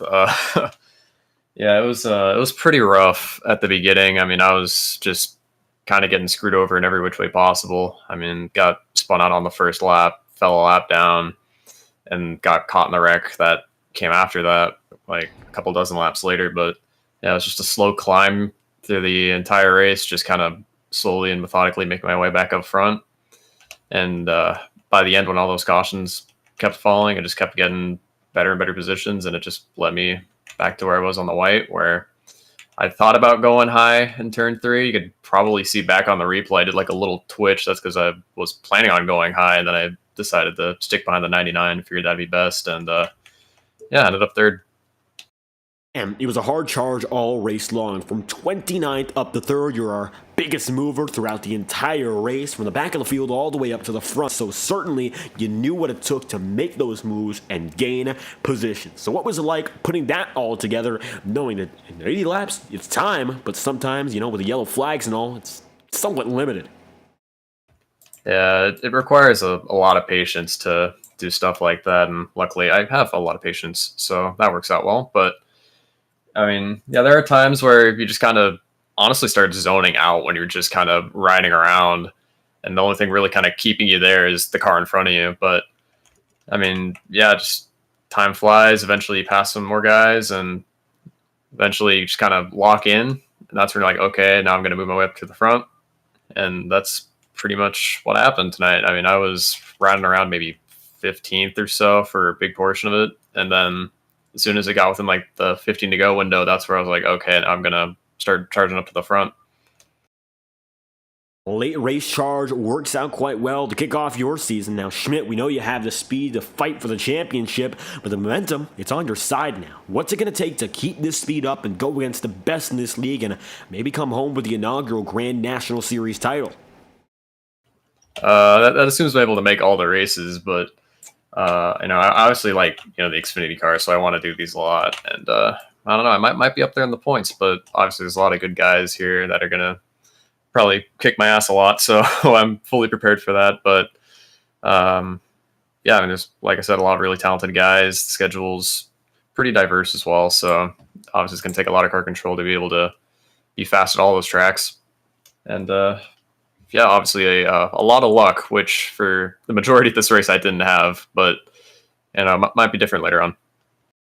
Yeah, tell you that much. It might look different, but it's a lot of speed here for William Schmidt and company, SKS Motorsports. I know they've been waiting. Andrew Schulte keeps texting me asking when you're getting an interview.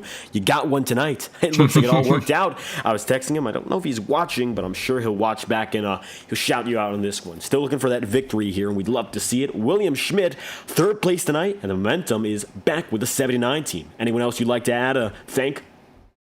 Yeah, of course, you mentioned him earlier, Andrew Schulte, as well as fellow SKS co-owner Cooper Glick as well. Obviously, I'd thank you for putting on the broadcast. I thank Vinny for putting the league on. And yeah. And there we have it. William Schmidt pulls through the number 79, rounds out the podium here in Daytona. Thank you for your time. Yep, thank you. And Schmidt going to be on the way. It is the William Schmidt team coming home in third tonight. And it was a fantastic finish. Jordan Kuntz, Vinny Tigner, 16 thousandths. That's what separated them at the very end. Fantastic overall for the both of them to pull through and give us a great race to look back on. And once again, if you'd like to join the party here at SNT, we've got races coming up. So join the official Discord link in the description of all of our broadcasts live on FTN Las Vegas. Up next, check out Sin City, January 20th, same time and date. Not the date, rather, same time, 7:45 Eastern. We'd love to have you there once again. And for all of us here at FTN, another thrilling night at the World Center of Racing. Daytona never disappoints. This has been the Saturday Night Thunder Grand National Series at the Daytona International Speedway, and the World Center of Racing plays host SNT as another season opener, this time with a brand new look and the Grand National Series machines making their debut in competition. Jordan Kuntz will get it done over Vinny Tigner and William Schmidt. That's your top three to end the night. And as always, if you want to join the fun live on FTN, be sure to check out our official Discord link for all behind-the-scenes access and access to all of our broadcasted leagues throughout our year. I'll tell you this much, Saturdays are going to become fun with the VR IR18 series. They joined us this week, and we got a lot more fun to look at for that series as we progress week over week with another great organization. I've been David Kreutz, commentating and producing throughout all of the night's action, and we'd like to thank all of the viewers inside the chat room,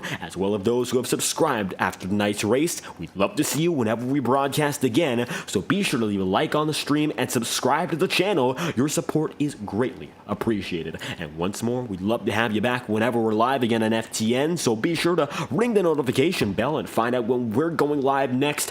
I think we're projected to once again go live next Saturday, and it'll be another fun day of action here on the FTN YouTube channel. We thank you all for your immense support watching here on the FTN YouTube channel, and we hope to have you all for our next presentation of the Saturday Night Thunder Grand National Series. This has been the Grand National 200, and we hope you have a fantastic night.